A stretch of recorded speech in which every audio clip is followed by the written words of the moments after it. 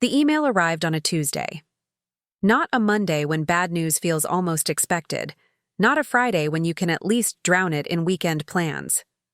A random Tuesday afternoon when I was in the middle of preparing for the biggest client pitch of my career. The subject line was blank, just an attachment. I almost deleted it as spam until I saw the sender, Olivia Martinez, my husband's secretary. Before we jump back in, tell us where you're tuning in from. And if this story touches you, make sure you're subscribed, because tomorrow, I've saved something extra special for you. I clicked it open without thinking, expecting meeting notes, or maybe the dinner reservation details Dan had promised to send over. Instead, my screen filled with a grainy black and white image. For a split second, I didn't understand what I was looking at. Then the world stopped spinning. A sonogram. With two names printed neatly at the top, Olivia Martinez and Daniel Peterson, my husband. The timestamp was from yesterday. I sat there, coffee halfway to my lips, staring at the proof that my life, the one I had carefully built over 8 years of marriage and 14 years of career climbing, was shattering before my eyes. My fingers hovered over the keyboard, trembling slightly. I had two choices: crumble or stand. By the time I closed my laptop that evening, I had already called my lawyer. I met Daniel Peterson when we were both ambitious 20-somethings at Horizon Marketing Solutions. I was 25, fresh from my MBA, determined to climb every rung of the corporate ladder without looking down. Dan was 28, charismatic, with the kind of confidence that made people naturally gravitate toward him in meetings. We were assigned to the same project team, developing a campaign for a struggling local tech startup. "Emma Wilson," he'd said, extending his hand that first day. "I've heard you're the one to watch around here." I'd smiled, shaken his hand firmly. "Funny, I was about to say the same about you." For 3 months, we worked late nights, ordered too much takeout, and transformed that tech startup's brand until they secured second-round funding. We celebrated with champagne on the office rooftop, and that's when Dan first kissed me. I breathed. The end of the year, we were inseparable, the power couple of Horizon Marketing. Our boss, Richard Bennett, pulled me aside after a quarterly review. "You two work well together," he'd said, leaning against his desk with that calculating look he always had. "But be careful, Emma. Romance in the workplace can get messy." I'd assured him we were professionals first, couple second. I believed it too. We had rules: no public displays of affection at work, no favoritism, no bringing arguments from home into the office. For the most part, we succeeded. 3 years later, Dan proposed, and 6 months after that, we stood in front of friends and family exchanging vows. Looking back, I should have noticed the warning signs even then. The way Dan's eyes would linger a second too long on the cocktail waitress. How he'd charm my college friends until they blushed and looked away. But I was in love and climbing the corporate ladder so quickly that I barely had time to question anything.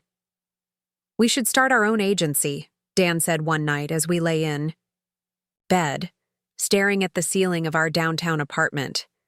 "We have the clients, the skills, the connections. Why keep making someone else rich?"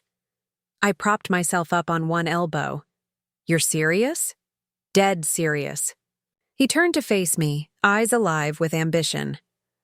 "Wilson Peterson Marketing, or Peterson Wilson if you prefer." He grinned.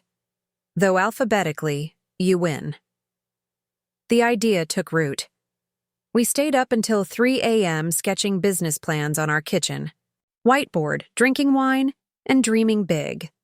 By morning, I was convinced we'd build something together, something that would be partly mine, something no one could take away from me.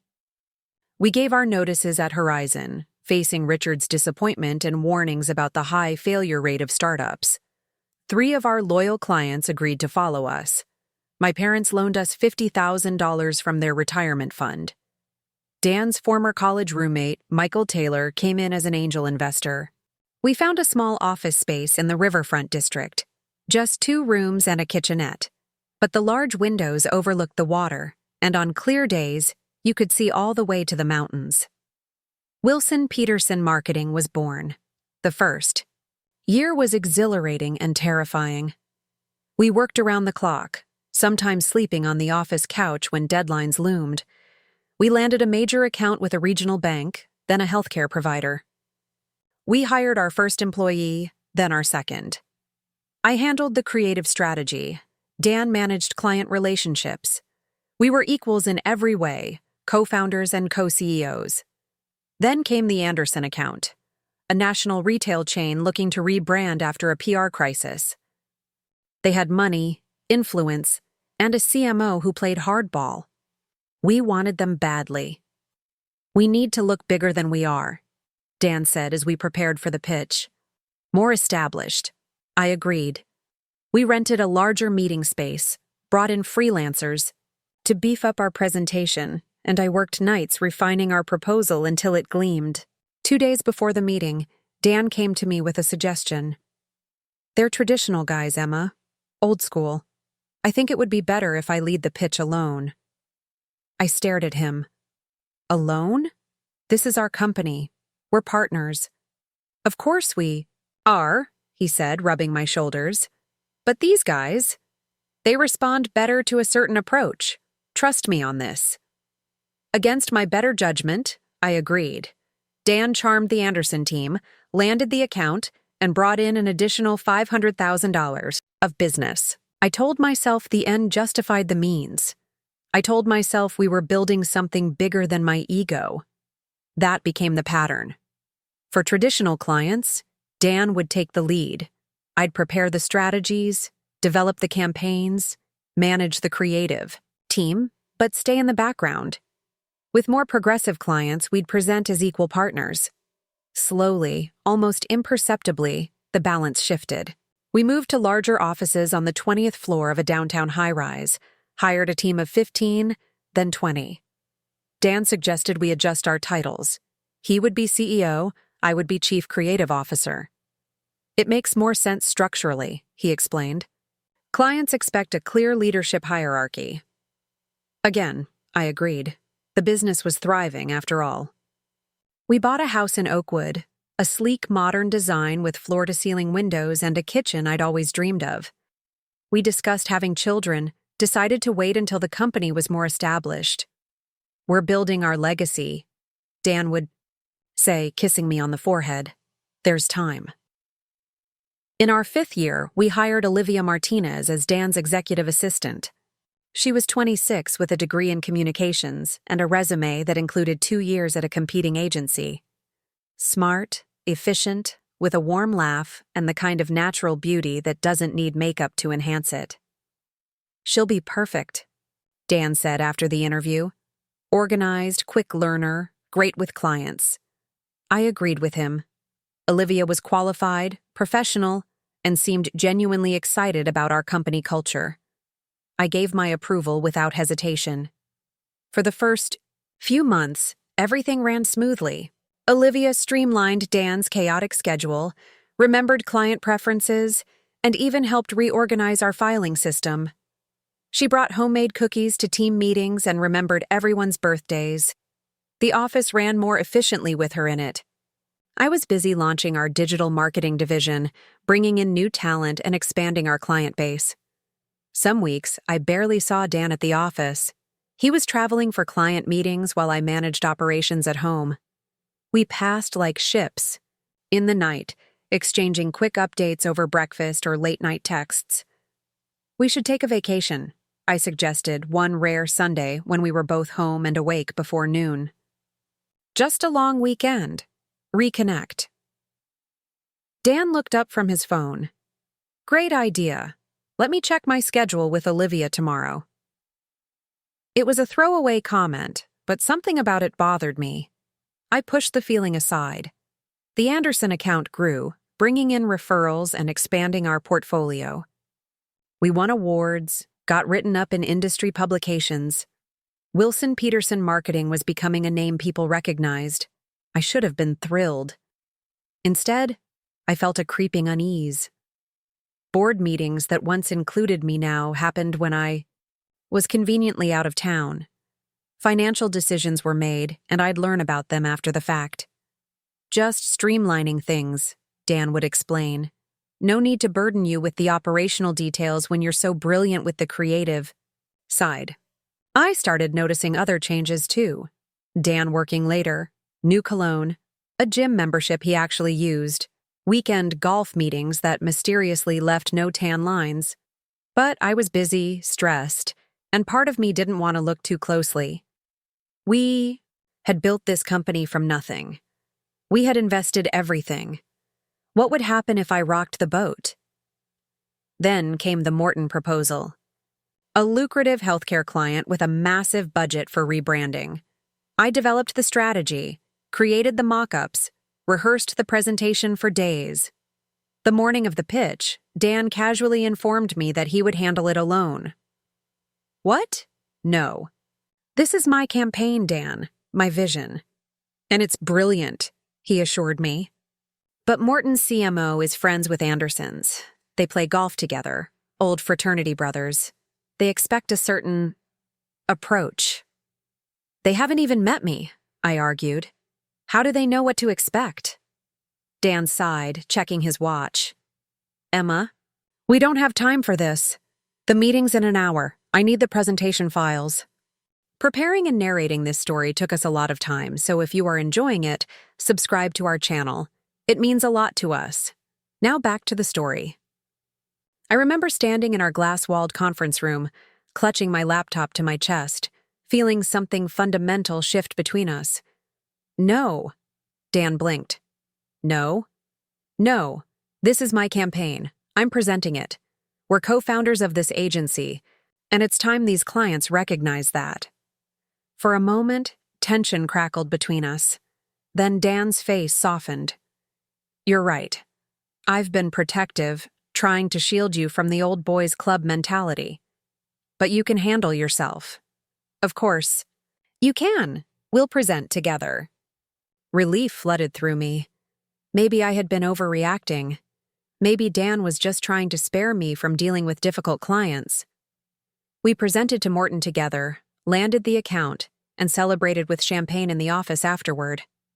Dan toasted me in front of the team, praising my vision and creativity. Everything felt back on track. That night, I woke at 3 a.m. to find Dan's side of the bed empty. The blue glow of his phone illuminated the bathroom. I heard his hushed voice, then quiet laughter. When he returned to bed, I pretended to be asleep. Just a client emergency, he murmured when I woke up and questioned him. I nodded, not trusting myself to speak. In the morning, I checked his phone while he showered. There were no late-night calls in his log. He had deleted them. Something cold settled in my stomach. I began paying attention. Olivia's lingering, glances at Dan during meetings, the inside jokes they seemed to share, the coffees that appeared on his desk that I hadn't ordered, the way he'd touch her shoulder when passing her desk. But I needed proof before confronting him. I focused on our upcoming client presentations, our expansion plans. I told myself I was being paranoid. Then came the day of the company's 6th anniversary celebration. We had rented out Paradiso, an upscale restaurant with a private terrace overlooking the river. The entire team would be there, along with key clients and industry partners. I arrived early to check the arrangements. The staff directed me to the private dining room upstairs. As I approached, I heard Dan's laugh, followed by a softer, feminine one. I slowed my steps, suddenly reluctant to turn the corner.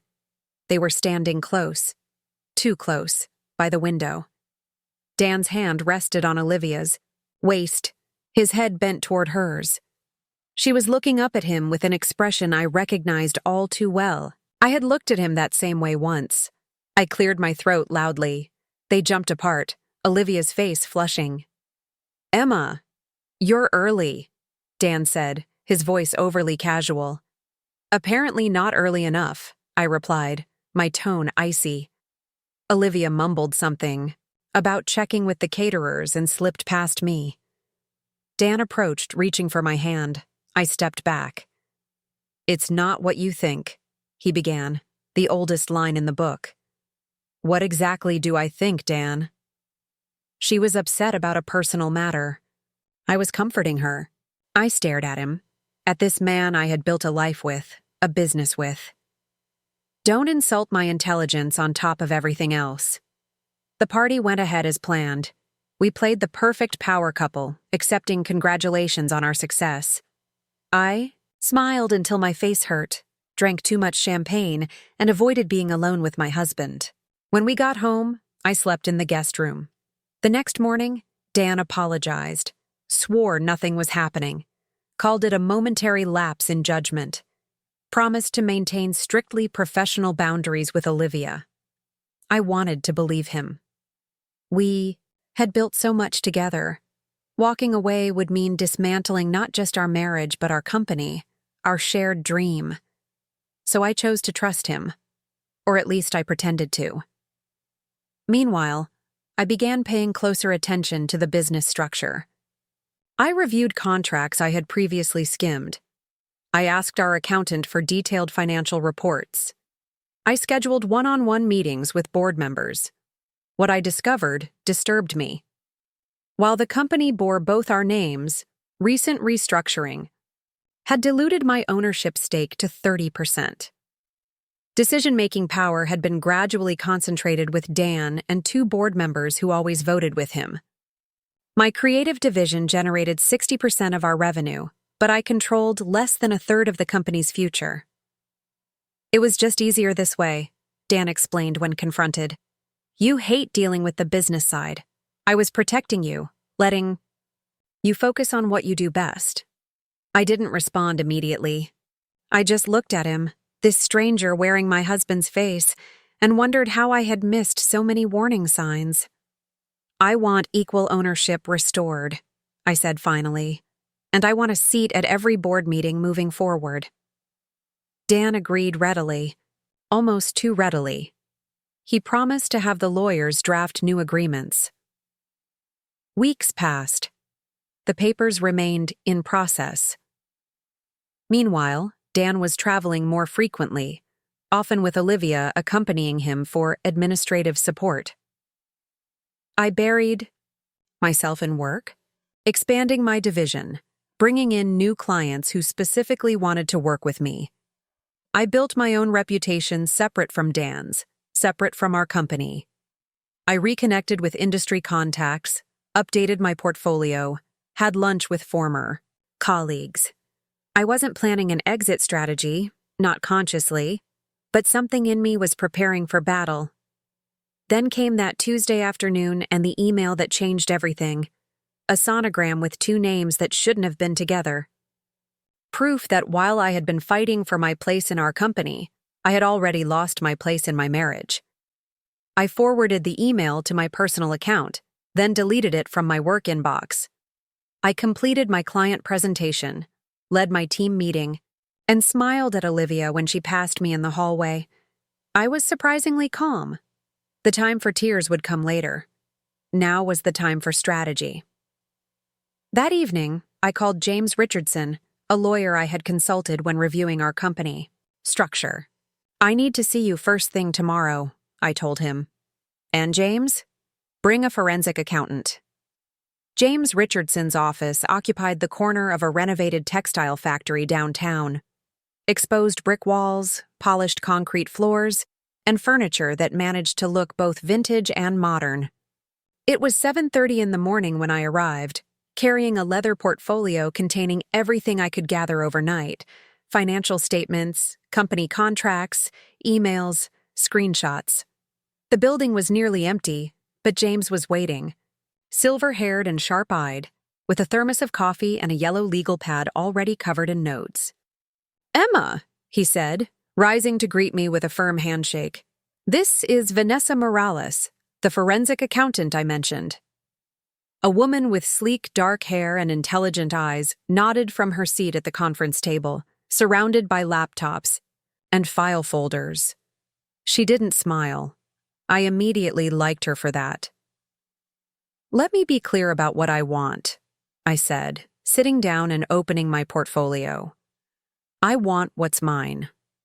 Half of everything we built together, not the 30% I've been left with. And I want to make absolutely certain that he doesn't get to write me out of this story. James nodded, making a note. And the marriage? I took a breath, placed the printed sonogram on the table between us. Over. For the next 3 hours, we dissected my life like a laboratory specimen. Financial records, ownership agreements, client contracts. The digital trail of my contributions to Wilson Peterson Marketing. Emails where Dan acknowledged my work, my ideas, my leadership. Evidence of the gradual restructuring that had diluted my control. This is actually more common than you'd think, Vanessa said, gesturing to a spreadsheet showing the ownership transition. The shift happened incrementally, so you might not have noticed each individual change. A percentage point here, a board, structure adjustment there. I noticed, I said quietly. I just didn't want to believe what I was seeing. James tapped his pen against his legal pad. The good news is that you've maintained meticulous records. The bad news is that you did. Sign these agreements. They're legally binding. I signed because my husband, my business partner, asked me to. Because I trusted him. I understand, and the infidelity might help us in the divorce proceedings, but it doesn't automatically invalidate the business arrangements. Then, what do we do? I asked. James smiled slightly. It wasn't a warm smile. We build a different kind of case, one based on your intellectual property, your client relationships, and your right to protect what you've created. The plan we developed was methodical. First, secure my personal financial position by moving funds to accounts in my name only. Second, document my contributions to all active client projects. Third, prepare evidence of Dan's infidelity for the divorce proceedings. Fourth, develop leverage for negotiating a business settlement. What kind of leverage? I asked. James leaned forward. The kind that makes fighting you more costly than settling with you. I left the meeting with a detailed action plan and a strange sense of calm. The shock was wearing off, giving way to something harder, more focused. I drove to the office, wearing the same determined expression I'd worn when pitching to our first clients 6 years ago. The office was already buzzing when I arrived. Creative teams huddled around concept boards, account managers on calls with clients, the familiar rhythm of a successful agency. My agency. I walked past the reception desk, nodding to Sarah, our front desk manager who had been with us since year 2. Morning, Emma. Dan's looking for you. Said to send you to his office when you got in. Thanks. I'll head there shortly. Instead, I went to my office first, closing the door behind me. I needed a moment to collect myself, to put on the mask I'd need to wear in the coming weeks. I opened my laptop and began implementing the first steps of James's plan. Emails to our financial advisor, secure transfers, password changes. My phone buzzed with a text from Dan. Where are you? Need to discuss Morton presentation. I texted, back, in my office. Come by when you're free. 10 minutes later, he knocked and entered without waiting for a response. He looked tired but energized, that familiar intensity burning in his eyes when a big project was coming together. There you are. Everything okay? You left early yesterday. Never texted me back last night. I looked at him. Really looked at him. The man I had loved for 8 years. The father of another woman's child. The business partner who had slowly edged me out of my own company. I wondered if he had ever truly seen me, or if I had just been another asset to acquire, another stepping stone. I was working on the Morton presentation, I said, my voice steady. Lost track of time. He accepted this without question, launching into ideas for the upcoming pitch. I listened, nodding, taking notes, playing my part. All the while, I was cataloging his mannerisms, his gestures, the way he assumed I would agree with his approach. Had he always been this way, Or had I simply been too blinded by ambition and love to notice? So, I'm thinking we lead with the healthcare metrics, then transition to the rebrand concept. What do you think? It's solid, I said. I'd add the patient journey visualization in the middle section. It ties everything together visually. Perfect. He smiled, and for a moment, he was the Dan I'd fallen in love with. Brilliant, collaborative, appreciative of my input. That's why we make such a great team. The irony wasn't lost on me. I smiled back, the muscles in my face straining with the effort. Yes, we certainly do. He paused at the door. Dinner tonight? We've barely seen each other this week. I have to finish some things here. Don't wait up. He nodded, distracted already by his buzzing phone. Tomorrow, then. After he left, I sat motionless at my desk, breathing slowly. I had just lied to my husband with perfect composure. The realization didn't upset me as much as I thought it would. Something fundamental had shifted inside me the moment I saw that. Sonogram. The bonds of loyalty, trust, and love had snapped all at once, leaving me strangely free.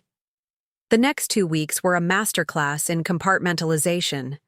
By day, I was the consummate professional, leading client meetings, directing my creative team, collaborating with Dan when necessary. By night, I worked with James and Vanessa, building my case piece by methodical piece.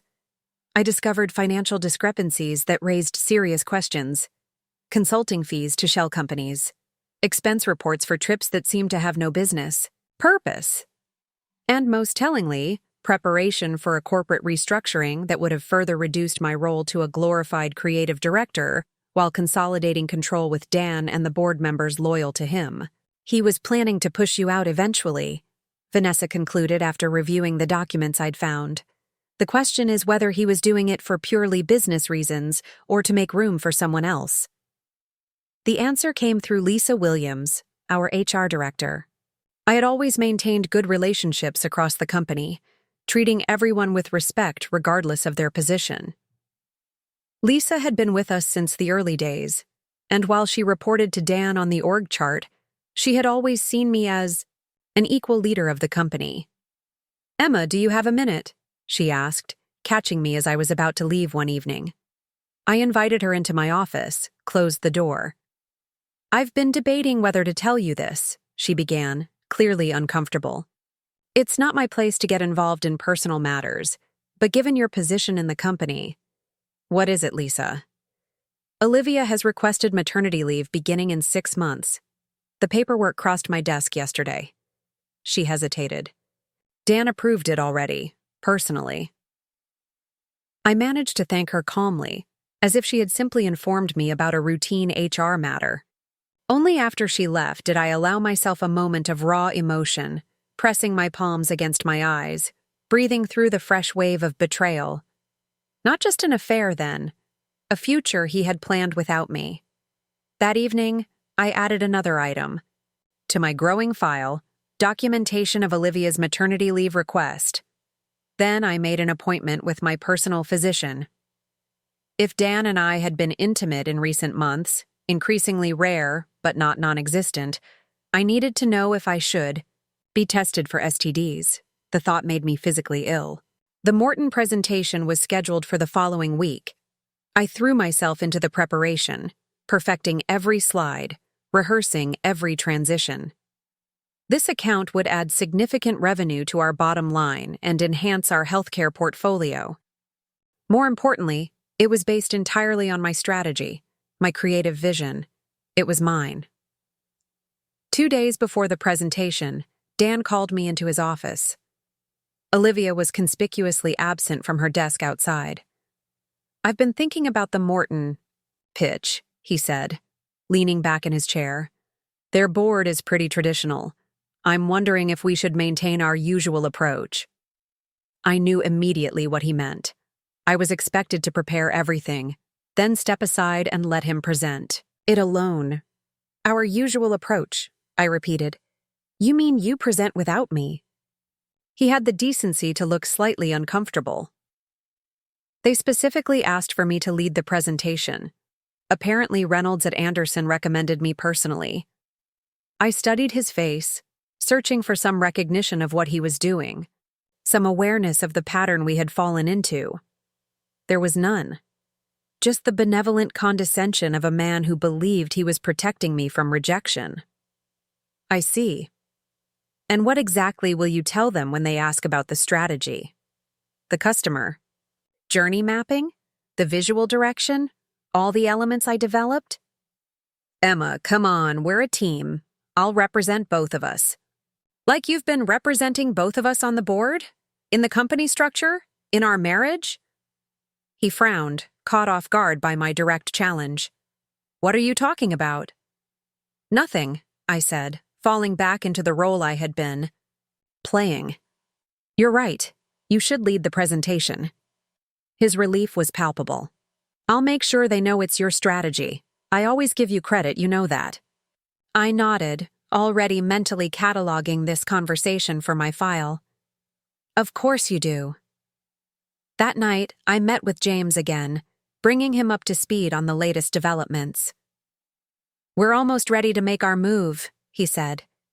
But I need to know exactly what outcome you want. Divorce, obviously. But what about the business? I had been thinking about this question for days. I want fair compensation for what I've built, half the company's value at minimum. And I want to keep my clients, the ones who came to us because of me, who work directly with my team.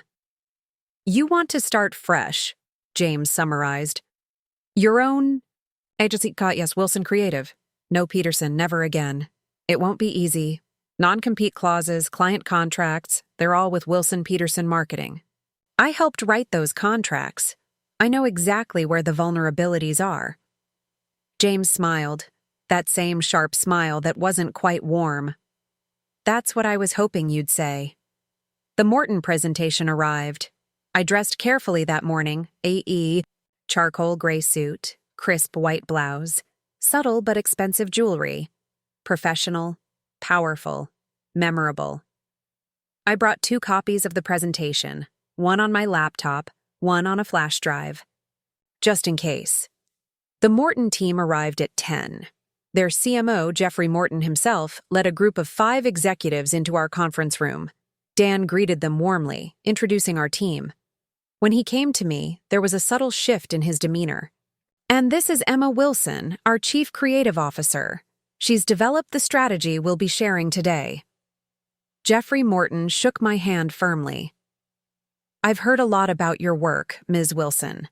I was particularly impressed by the patient engagement campaign you developed for Westfield General. I smiled. Thank you. That was a challenging project with rewarding results. Dan smoothly guided everyone to their seats, positioning himself at the head of the table. Shall we begin? What followed was exactly the pattern we had fallen into, over years. Dan presenting my ideas as if they were collaborative efforts, taking slightly more credit for the strategic elements, emphasizing his relationships with their board members. I watched the Morton team watching him, the men nodding along, responding to his charm offensive, the women occasionally glancing at me with unreadable expressions. When he reached the customer journey segment, the most innovative part of the proposal, he faltered slightly. This approach allows us to target each demographic with personalized messaging that resonates with their specific healthcare concerns. Jeffrey Morton leaned forward. Can you elaborate on how you developed this segmentation? It's quite different from anything we've seen. Dan hesitated. Well, we used a combination of data analytics and creative insight. Actually, I interrupted smoothly. May I address this? It's a methodology I've been refining. Dan had no choice but to yield the floor. I stood, moving to the presentation screen. The traditional approach to healthcare marketing tends to segment by demographic data: age, income, location. What we've done instead is create emotional journey maps based on patient anxiety points. I clicked to the next slide, one Dan hadn't seen yet. These heat maps show where potential patients experience the highest stress during their healthcare decision-making process. For the next 15 minutes, I commanded the room, explaining the research, the methodology, the creative application. The Morton team was fully engaged, asking questions, taking notes. When I finished and returned to my seat, there was a moment of impressed silence. "That's remarkable," Jeffrey said finally. "Truly innovative approach, Ms. Wilson." Dan quickly regained control of the presentation, but something had shifted in the room. The Morton team began directing more questions to me. By the end of the meeting, it was clear who they saw as the creative force behind the proposal. As they were leaving, Jeffrey pulled me aside. "I'd like to schedule a follow-up specifically about the journey mapping. Are you available next week?" "Absolutely," I said, handing him my card. "Email me directly, and we'll set it up." Dan was quiet as we walked back to our offices. I could feel his irritation simmering beneath the surface. Sure enough, he stopped me before I could enter my office. What was that about? The extra slides? The direct follow-up? I met his gaze calmly. That was me doing my job, making sure our potential client understands the full value of our proposal. "We had agreed on an approach, Emma. You went off script." "Did I? I don't recall agreeing to be sidelined. I developed that strategy, Dan. Every element of it. I have a right to present my own work." His expression hardened. "This isn't about who gets credit. It's about what works best for the company." "Is it? Or is it about what works best for you?" He took a step back, studying me with narrowed eyes. "What's going on with you lately? You've been distant, argumentative." "Have I?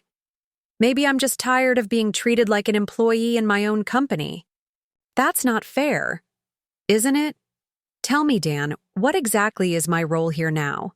Because it seems to me that I develop the strategies, build the client relationships, lead the creative team, yet somehow I own less and less of the company every year." He glanced around, aware that we were still in the hallway where others might overhear. "Let's not do this here. We can talk at home." "Fine. Tonight. Don't work late." The message was clear. Don't use Olivia as an excuse to avoid this conversation. He nodded stiffly and walked away. I entered my office and closed the door, heart pounding. It was the first time I had directly confronted him, the first crack in my carefully maintained facade. I wasn't ready yet. My preparations with James weren't complete, but I couldn't keep playing the compliant partner much longer. I spent the afternoon in meetings with my creative team, reviewing ongoing projects and ensuring that everything was documented in detail. Which team members had contributed what ideas? Which clients had specifically requested to work with me or my team? I was creating a record, a paper trail that would be invaluable in the coming weeks. At 5, I received an email from Jeffrey Morton requesting a meeting the following Tuesday to discuss the patient journey mapping in more detail. He had copied both Dan and me. I responded, confirming my availability. Dan did not weigh in. By 6, most of the office had cleared out. I gathered my things, preparing for the confrontation that awaited me at home. As I passed Olivia's desk, I noticed her computer was still on. Her jacket hung neatly over her chair. She was still in the building somewhere, with Dan, perhaps. I continued walking, refusing to let myself look toward his office. Whatever they were doing, it would soon be irrelevant to my life. The drive home gave me time to collect my thoughts. I wasn't going to reveal everything I knew. Not yet. This would be a controlled escalation, a test to see how Dan responded to direct questioning. His reaction would tell me how to proceed. Our house was dark when I arrived, no sign of Dan's car in the driveway. I checked my watch, 6:45 p.m. I had specifically asked him not to work late tonight. Another broken promise to add to the growing list. I unlocked the door, disarmed the security system, and moved through the quiet house, turning on lights. The kitchen, I poured myself a glass of wine and sat at the island counter, reviewing notes on my phone while I waited. 7 o'clock passed, then 8. I texted him, "Where are you? We need to talk." No response. By 9, my patience had evaporated. I called his cell. It went straight to voicemail. I called the office main line. No answer after hours. Finally, I did what I had been avoiding. I called Olivia's cell. To my surprise, she answered on the second ring. "Hello?" Her voice sounded wary. "Olivia, it's Emma. I'm trying to reach Dan. Is he still at the office with you?" A pause. "No, he left around 7. Said he was heading home." Either she was lying or Dan was. Neither would have surprised me at this point. "Thank you," I said, and hung up before she could respond. 2 hours. 2 hours between when he supposedly left the office and now. 2 hours in which he wasn't answering his phone. 2 hours he couldn't account for. I finished my wine and poured another glass. Then I did something I had never done before. I logged into our home security systems app and checked the garage camera footage. Scrolling back through the day, I could see my own arrival at 6:43 p.m., but no sign of Dan's car before that. Next, I pulled up our credit card app. The most recent transaction was from an hour ago. Dan's card at Paradiso, the upscale restaurant where we had celebrated our company anniversary. $176. $40. Dinner for 2. I took a slow sip of wine, surprising myself with how steady my hand was. Now I knew. He wasn't just having an affair with his secretary. He was openly dating her, taking her to our favorite restaurant while I sat at home waiting to discuss our crumbling marriage. The sound of a car pulling into the driveway broke my thoughts. I closed the credit card app, but left the security camera feed open on my phone, watching as Dan's Audi slid into the garage. 9:28 p.m. I heard the door from the garage open, his footsteps in the hallway, then his voice, artificially bright. "Emma? Sorry I'm late. Got caught up with a client call." I remained seated at the kitchen island, my back to the entrance. "Which client?" He entered the kitchen, setting his keys on the counter. "Reynolds. Last-minute concerns about the campaign launch." I turned slowly to face him. "Interesting. And did Reynolds join you and Olivia at Paradiso? Or was it just the two of you for your 176 at dinner?" His expression froze, then shifted through confusion, denial, and finally resignation in rapid succession. "Emma, don't." I held up my hand. "Don't insult me with more lies. I saw the credit card charge, Dan. I know exactly where you were, and who you were with. What I don't know is how long you think you could maintain this charade." He sank into a chair across from me, his facade crumbling. "It's complicated." "Is it? Seems pretty straightforward to me. You're having an affair with your secretary. She's pregnant with your child, and you've been systematically pushing me out of our company while I trusted you to honor our partnership." His head snapped up. "How did you know about the baby?" I pulled out my phone, showed him the Sonogram email. "Olivia sent this to me, Tuesday afternoon, probably not intentionally." Dan's face drained of color. "Emma, listen." "No, you listen. For once in our marriage, you will listen to me." I set my wine glass down carefully. "I have given everything to this relationship and this company. I left a promising career to build something with you. I worked 80-hour weeks, sacrificed my personal life, put my name and reputation on the line. And all the while, you've been taking more control, more credit, more ownership, leaving me with less and less of what we built together." "That's not what happened." "It's exactly what happened. I have the paperwork to prove it. Every contract, every restructuring, every dilution of my ownership. And now I have proof of your infidelity as well." I stood up, suddenly too restless to remain seated. "So here's what's going to happen. I'm going to my sister's tonight. Tomorrow I'll be consulting with a divorce attorney. And on Monday we'll Begin discussing the dissolution of both our marriage and our business partnership. He stood too, panic flashing in his eyes. Emma, wait. We can work this out. The company? Think about everything we've built. I have thought about it. I've thought about nothing else for weeks. And I've realized that what we built isn't what I thought it was. It's not a partnership. It's not even a company that reflects my values anymore. I picked up my purse, already packed with overnight essentials. It's just an extension of your ego, and I'm done supporting it.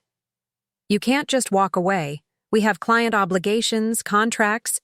I'm not abandoning my professional responsibilities.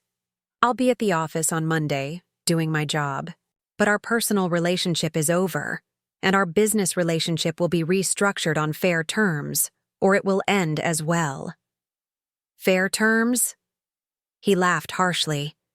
You signed the agreements, Emma. Legally, the company structure is sound. I paused at the doorway, looking back at him. Are you really sure about that, Dan? Because I've been reviewing those agreements very carefully, and I've found some interesting discrepancies. But we can let the lawyers sort that out. His expression changed, caution replacing arrogance. What discrepancies? Monday, Dan. We'll talk about it all on Monday, with our respective legal counsel present. I walked out before he could respond out of the kitchen, through the hallway, and into the garage. My hands were shaking now as I started the car, but my mind was clear. The confrontation had gone exactly as James had predicted. Initial denial, then an attempt to minimize, followed by veiled threats about legal standing. Dan had revealed his playbook, and it contained no surprises. As I backed out of the driveway, my phone buzzed with a text from him. Don't do anything rash. We need to talk about this rationally. I didn't respond. There was nothing more to say tonight. The next move was mine, and for the first time in years, I was the one setting the terms.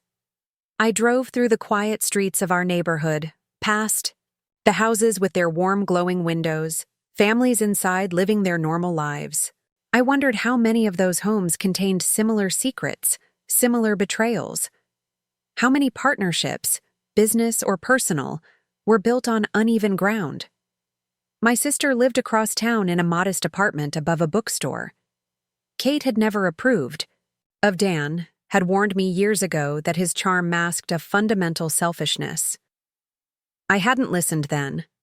I was listening now. As I parked outside her building, my phone buzzed again. Not Dan this time, but a name that surprised me. Olivia Martinez. Her message was brief.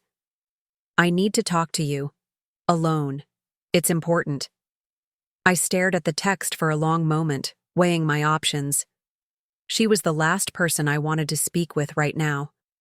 And yet, knowledge was power in this situation. If she wanted to talk, perhaps she had information I could use. I typed back, tomorrow, 10 a.m., the Daily Grind coffee shop on 4th Street. Her response came immediately. I'll be there. Thank you. I pocketed my phone and grabbed my overnight bag from the passenger seat. Tomorrow would bring its own challenges. Tonight, I needed rest and the comfort of someone who had always seen through Dan's facade. Kate opened her door at my first knock, took one look at my face and pulled me into a tight hug. He finally showed his true colors, didn't he? I nodded against her shoulder, allowing myself, for the first time since receiving that sonogram, to cry. The Daily Grind was half empty when I arrived, deliberately 10 minutes late. I spotted Olivia immediately, seated in a corner booth far from the windows. She wore an oversized sweater despite the warm morning, her hands wrapped around a mug, eyes darting nervously toward the door. When she saw me, her posture stiffened. I ordered a black coffee at the counter, taking my time, observing her from a distance. This woman who had slept with my husband, who carried his child, who had sent me evidence of their betrayal, accidentally or not. In another life, I might have hated her. Now, I just felt a detached curiosity. Olivia, I said, sliding into the booth across from her. You wanted to talk. She looked smaller somehow, away from the office environment where she moved with practiced efficiency. Her makeup was minimal, her eyes shadowed with what might have been exhaustion or fear. Thank you for meeting me. Her voice was barely above a whisper. I know you have every reason to refuse. I set my phone on the table between us, screen up. I'm recording this conversation. She nodded. That's fair. So talk. Olivia took a deep breath. First, I want to say I'm sorry. Not that it matters, but I never intended to send you that email. I was updating my medical records and must have selected the wrong contact. She paused. Though maybe subconsciously, I'm not interested in your psychological analysis of your own actions, I said coldly. If you asked me here to apologize, consider it done. Is that all? No. She straightened slightly. I asked you here because Dan is planning something you should know about. I took a sip of my coffee, keeping my expression neutral despite the sudden acceleration of my pulse. Go on. After you left last night, he called me. He was angry, scared. He said you were threatening the company, that you might have found some problems with the legal agreements. She hesitated. He asked me to access your company email and files, to look for evidence of what you know. I hadn't expected this. He asked you to hack into my accounts? That's illegal. I know. I told him I wouldn't do it. She looked down at her hands. That's when he told me about a contingency plan he's had in place for months. A way to protect the company if anything ever happened between you two. What kind of contingency plan? A separate LLC, Horizon Ventures. He's been gradually transferring intellectual property, client relationships, even some revenue streams, to this entity. It's registered solely in his name. She reached into her bag, pulled out a folder, and slid it across the table. It's all in here. Account numbers, corporate filings, email correspondence with the lawyers who set it up. I stared at the folder, not touching it. Why would you give me this? Olivia's eyes met mine directly for the first time.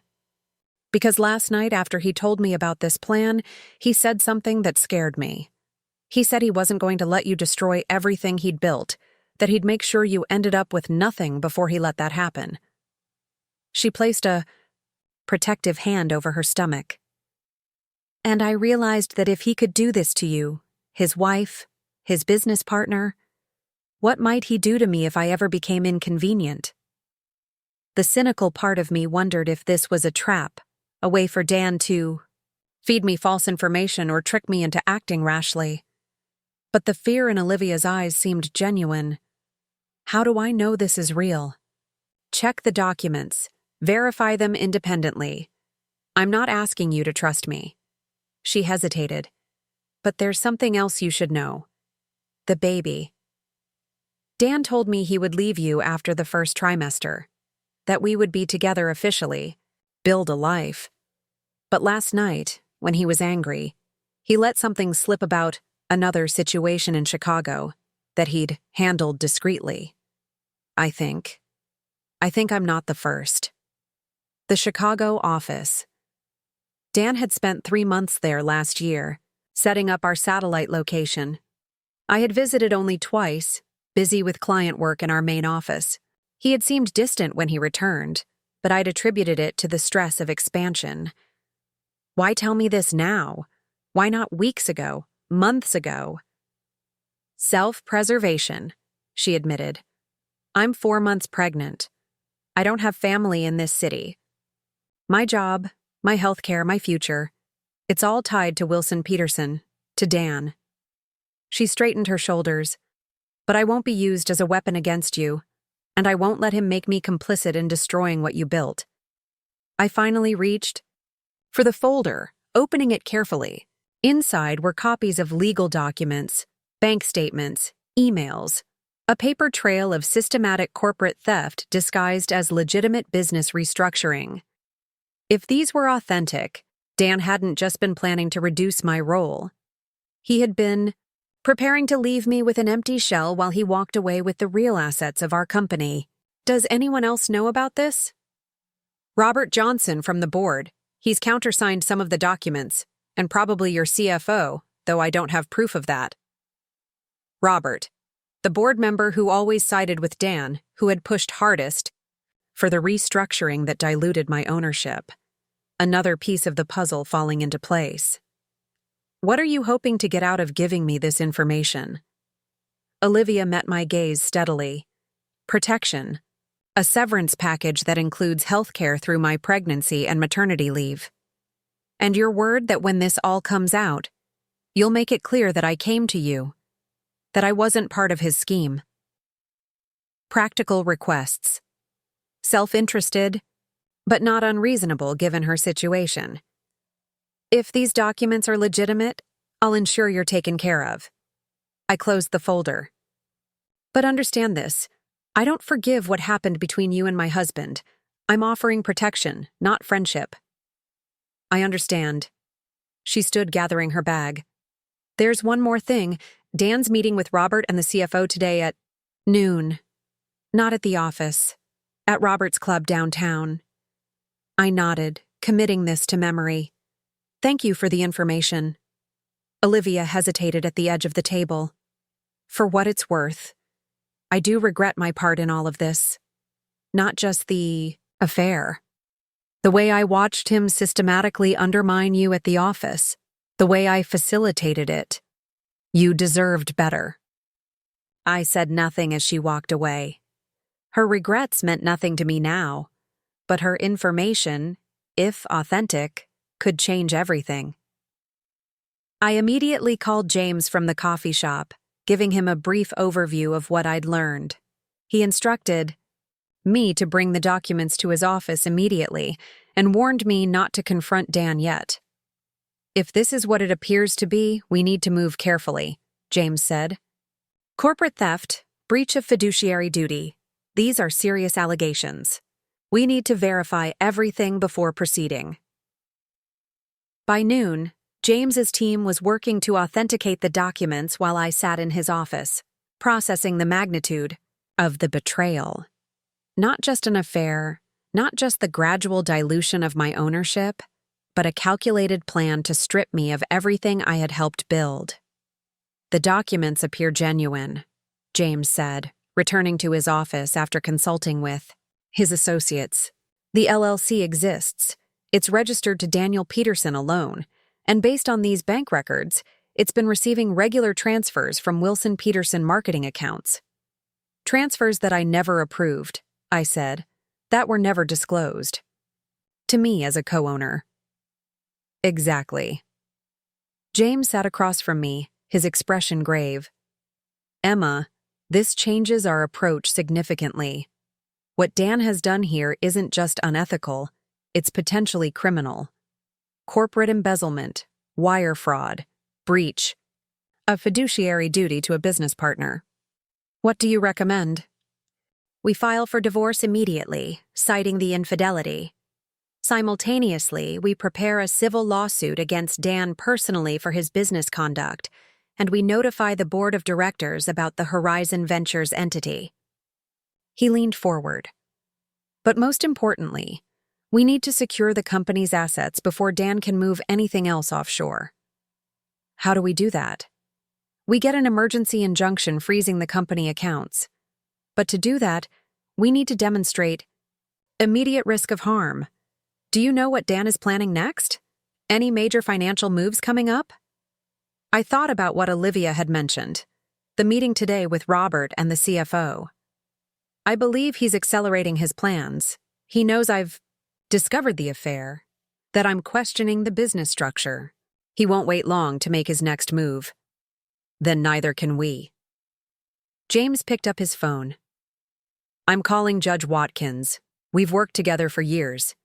If anyone will grant an emergency weekend hearing, it's her. While James made his calls, I reviewed the documents more carefully. There were emails discussing the transition of key assets to protect them from potential disruption. Client contracts mysteriously amended to include language about affiliated entities. Bank transfers labeled as intercompany loans that were never repaid. The scheme was elaborate, clearly planned over months, if not years. My phone buzzed with a text from Dan. "We need to talk. Where are you?" I showed it to James, who shook his head. "Don't respond yet. We don't want him to know we're mobilizing legally." By 2 o'clock, James had secured an emergency hearing with Judge Watkins for 4 p.m. We spent the intervening hours preparing our case, gathering the most damning evidence into a concise presentation. "Wear something conservative, professional," James advised. "First impressions matter, especially in emergency hearings." I changed into a navy suit I kept at Kate's apartment for client emergencies, pulled my hair back into a sleek bun, and removed all jewelry except for simple pearl earrings. The goal was to look composed, reasonable, professional. Not a vengeful wife, but a wronged business partner with legitimate grievances. Judge Watkins was a woman in her 60s with silver hair and penetrating blue eyes. Her chambers were wood-paneled and austere, with law books lining the walls and a single photograph of her family on the desk. She reviewed our documents in silence, occasionally making notes on a yellow legal pad. "Mr. Richardson," she said finally, "you're asking me to freeze the assets of an established company on a Saturday afternoon, based on documents provided by the wife of one of the principals, who is also seeking a divorce. You understand my hesitation." "I do, Your Honor," James replied. "But these are not merely marital grievances. Ms. Wilson is a 30% owner of Wilson Peterson Marketing, and these documents show clear evidence of assets being diverted to a separate entity owned solely by her husband.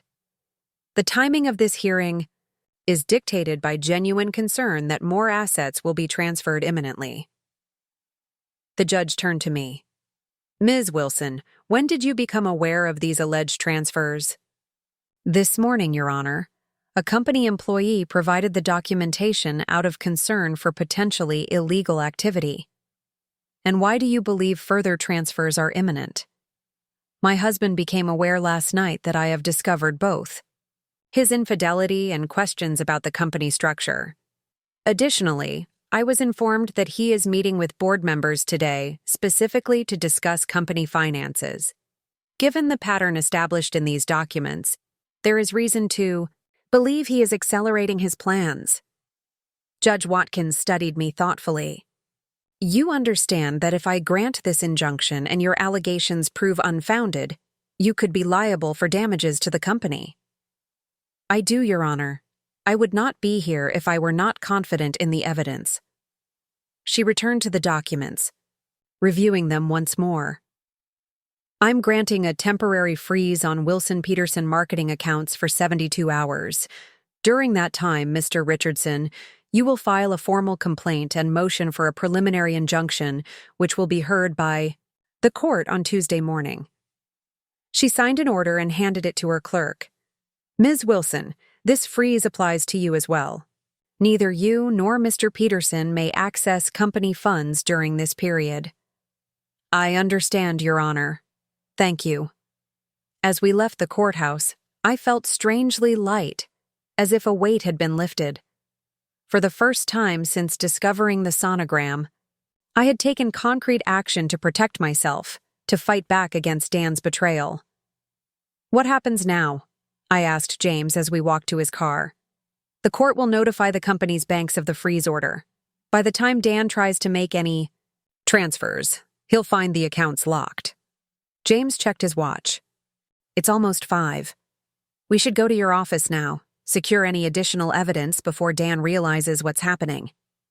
The office was quiet when we arrived, most employees gone for the weekend. I used my keycard to access the executive floor, leading James to my office. We worked methodically, downloading files, copying documents, securing anything that might be relevant to our case. I was accessing the shared drive containing client contracts when my office door opened. Dan stood in the doorway, his face a mask of controlled fury. "What the hell is going on, Emma? The bank just called. Our accounts are frozen. James stepped forward. Mr. Peterson, I'm James Richardson, Ms. Wilson's attorney. I suggest you contact your own counsel immediately. We have evidence of systematic transfer of company assets to your personal LLC, Horizon Ventures, without board approval or disclosure to your business partner. Dan's face paled, then flushed with anger. You've been talking to Olivia. His eyes fixed on me. She doesn't know what she's talking about. Those transfers were legitimate business expenses, properly documented. Then you'll have no trouble explaining them to the judge on Tuesday, I said calmly, continuing to copy files to an external drive. Emma, this is insane. We're married. We're business partners. You're acting like I'm some kind of criminal.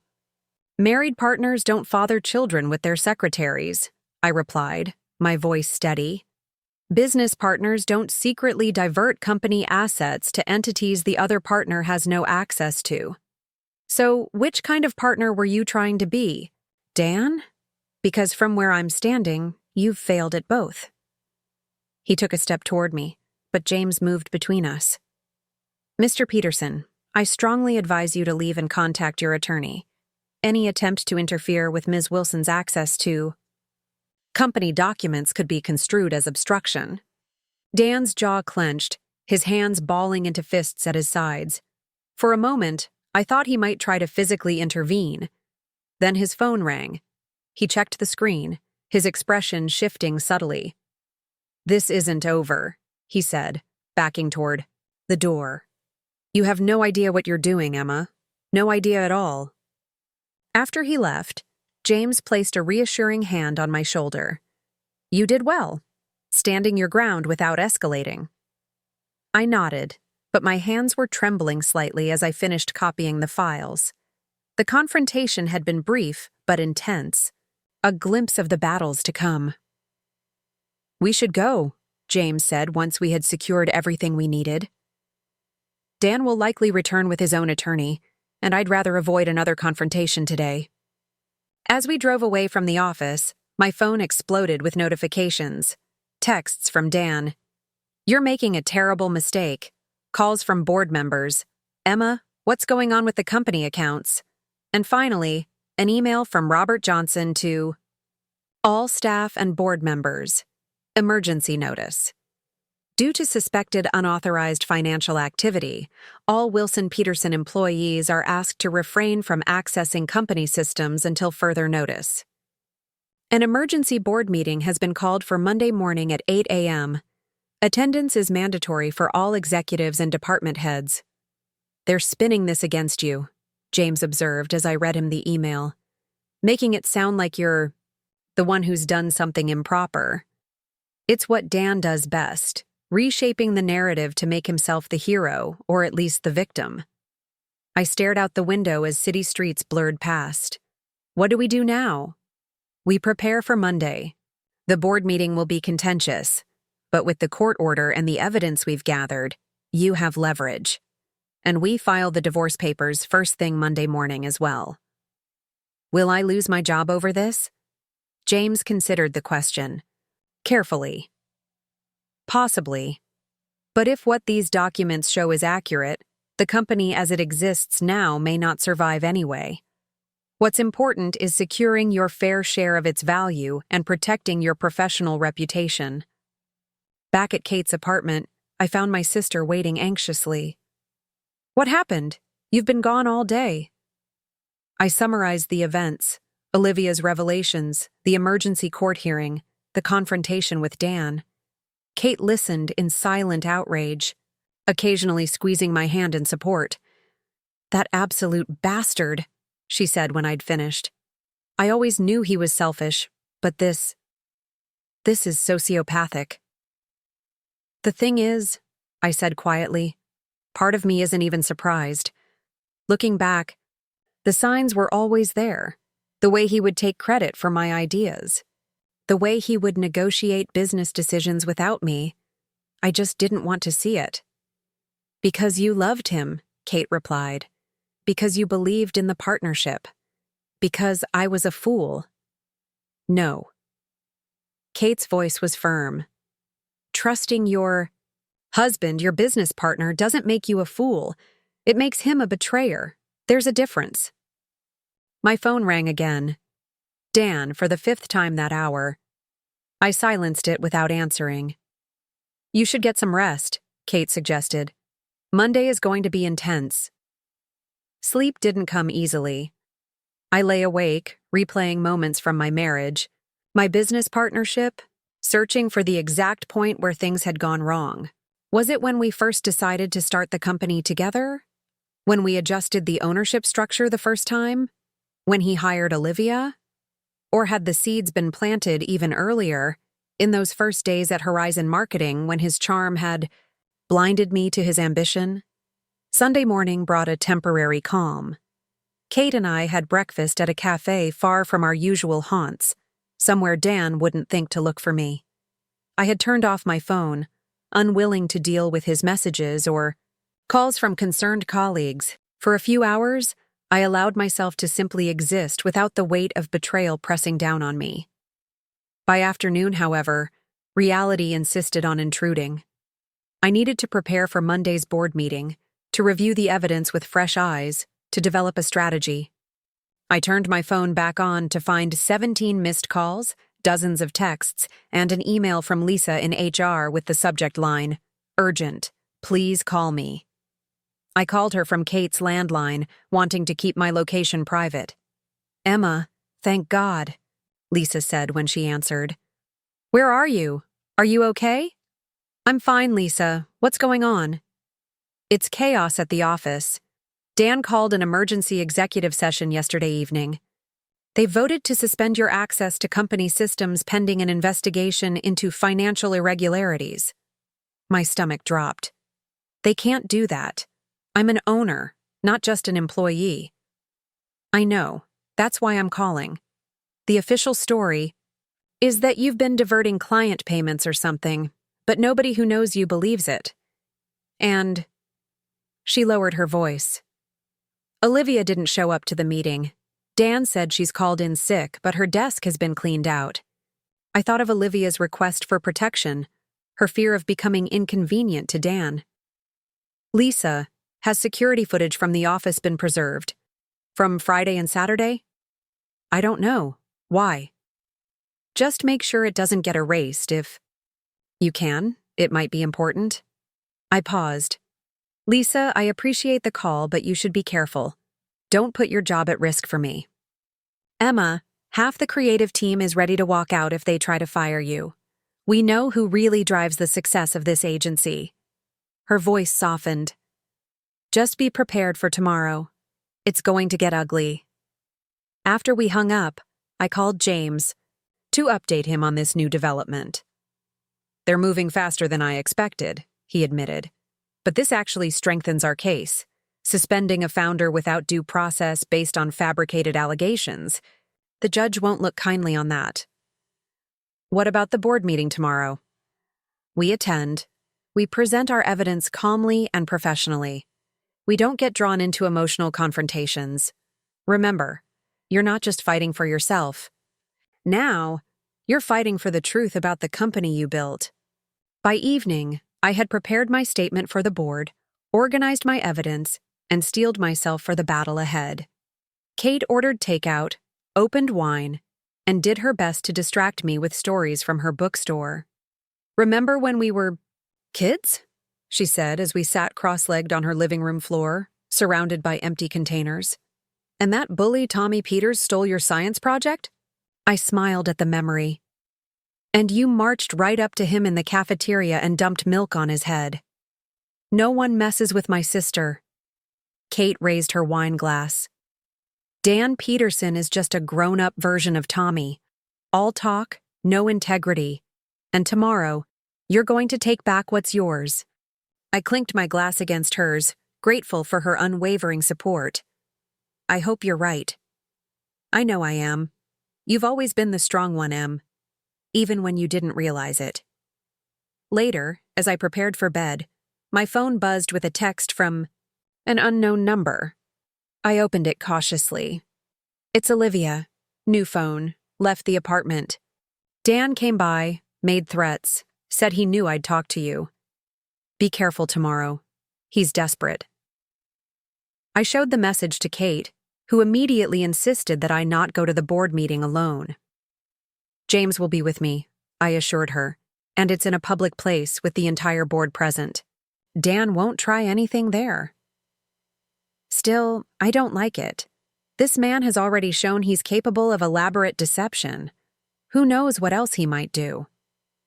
I didn't sleep at all that night. Instead, I rehearsed my statement for the board, anticipated Dan's counter-arguments, and prepared responses to every possible scenario. By morning, I was exhausted, but resolved. This would be the day I took back control of my narrative. I dressed with careful deliberation. A charcoal gray suit, crisp white blouse, subtle makeup that highlighted my features without appearing theatrical. Professional, controlled, unimpeachable. James met me outside the office building at 7:45 a.m., carrying a leather briefcase that contained copies of all our evidence, including the court order freezing the company accounts. "Ready?" he asked as we rode the elevator to the executive floor. I nodded, straightening my shoulders. More than ready. The boardroom was already half full when we arrived. Conversation stopped abruptly as heads turned to stare at us. I recognized the expressions: confusion, curiosity, discomfort. These were people I had worked with for years, built relationships with. Now, they didn't know what to believe. Robert Johnson approached immediately, his normally affable expression replaced with stern disapproval. "Emma, this is an internal company matter. Your lawyer isn't authorized to attend." "Actually, Robert, since this meeting concerns allegations against a company founder and owner, legal representation is not only appropriate, but advised." I handed him a printed copy of the court order. "You should also be aware that a judge has ordered the company accounts frozen pending investigation of unauthorized transfers to an entity called Horizon Ventures. Perhaps you could explain your role in establishing that company?" Robert's face paled as he scanned the document. Before he could respond, Dan entered the room, accompanied by a man I recognized as Harvey Grant, one of the city's most aggressive corporate attorneys. "Emma." Dan's voice was controlled, but his eyes blazed with anger. "I was hoping we could resolve this privately." "That opportunity passed when you started transferring company assets to your personal LLC," I replied coolly. "Or perhaps when you fathered a child with our employee. Take your pick." A ripple of shocked whispers moved through the room. Clearly, not everyone had been informed of the full situation. Harvey Grant stepped forward. "Ms. Wilson, these unfounded allegations are exactly why this meeting has been called. Your reckless actions in freezing company accounts have put client relationships at risk and—" James interrupted smoothly. "My client's actions were approved by a judge based on documented evidence of financial impropriety, evidence we are prepared to share with the board today." The CFO, Mark Daniels, cleared his throat nervously. "Perhaps we should begin the meeting formally. Take this one step at a time." I caught his eye, held his gaze steadily. Mark had always been scrupulously professional, focused on the company's financial health. If he had been involved in Dan's scheme, it would have required significant pressure or deception. The board members took their seats around the long mahogany table, Dan at one end, me at the other, with James beside me. The department heads lined the walls, standing uncomfortably as if unsure whether they should be present for what was clearly becoming a founder's dispute. Robert called the meeting to order, his voice strained. "As you all know, we're facing an unusual situation. Company accounts have been frozen by court order based on allegations made by Emma Wilson against Daniel Peterson. Dan has requested this emergency meeting to address these allegations and determine next steps." Dan leaned forward, his expression grave. "I'll be direct. Emma and I are going through a difficult personal situation. She discovered evidence of an inappropriate relationship, and has reacted by making unfounded accusations about company finances. While I regret the personal pain I've caused, I cannot allow it to destabilize the company we've all worked so hard to build. I remained perfectly still, watching the faces around the table. Some nodded sympathetically at Dan's words. Others looked uncomfortable, glancing between us. The freeze on company accounts, Dan continued, was obtained through misrepresentation of normal business transactions as somehow improper. The transfers to Horizon Ventures were approved investments in a potential subsidiary, fully documented and legitimate. Then why? I asked quietly. Was Horizon Ventures established solely in your name, with no disclosure to me as a co-founder and owner? Why does the operating agreement specifically exclude Wilson Peterson Marketing or any of its principals except you from control or profit sharing? Dan's jaw tightened. Corporate structures are complex. Not everyone needs to be involved in every decision. Including the decision to transfer ownership of the Anderson account, our largest client, to this separate entity, or the decision to reassign intellectual property created by my team to Horizon Ventures without compensation, to Wilson Peterson? Murmurs grew around the table. Mark Daniels looked particularly troubled, shuffling through papers in front of him. Emma, Dan said, his voice taking on a patronizing tone that was all too familiar, you're misinterpreting standard business practices because you're upset about personal matters. I understand that, but no. I stood, my voice firm but controlled. You don't get to rewrite this narrative, Dan. Not anymore. I turned to address the full board. For years, I have allowed my contributions to this company to be minimized. I've watched my ownership stake diluted through restructuring. I was pressured to accept. I've been excluded from key decisions despite being a founder, all because I trusted my business partner. That trust was misplaced. I nodded to James, who distributed folders containing our evidence to each board member. What you're holding is documentation of systematic financial impropriety. Transfer of company assets to a separate entity controlled solely by Dan Peterson. Client contracts quietly amended to allow future transition away from Wilson Peterson Marketing. Intellectual. Property reassigned without compensation. This isn't about my marriage. It's about the company I helped build being stolen from under me. The room fell silent as board members began reviewing the documents. Mark Daniels in particular seemed to be comparing our evidence with his own files, his expression growing increasingly troubled. Dan's attorney attempted to regain control. These documents lack context. Many of these decisions were approved through proper channels. Which channels? I challenged. Because as a 30% owner and co-founder, I was never consulted, never informed. If these decisions went through proper channels, those channels deliberately excluded me. Mark Daniels looked up from his review.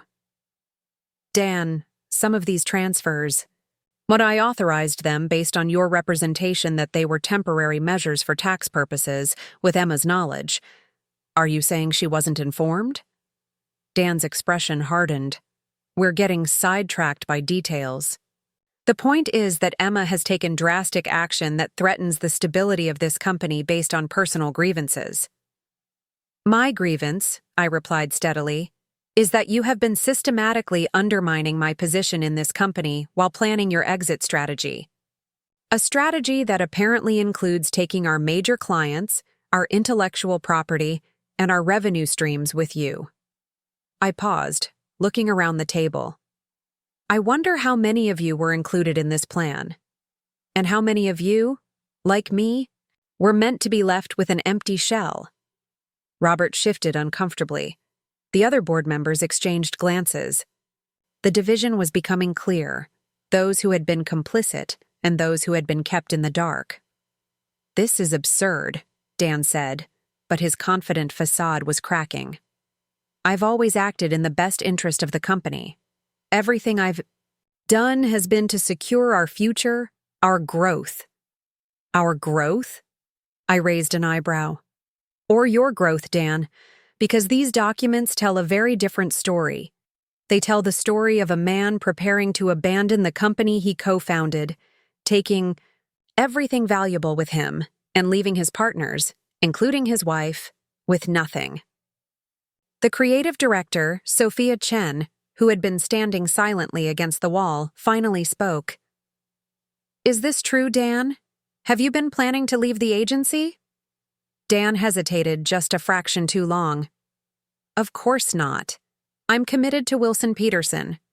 Then explain this email, I said, quoting from memory words I had read and reread a dozen times since yesterday.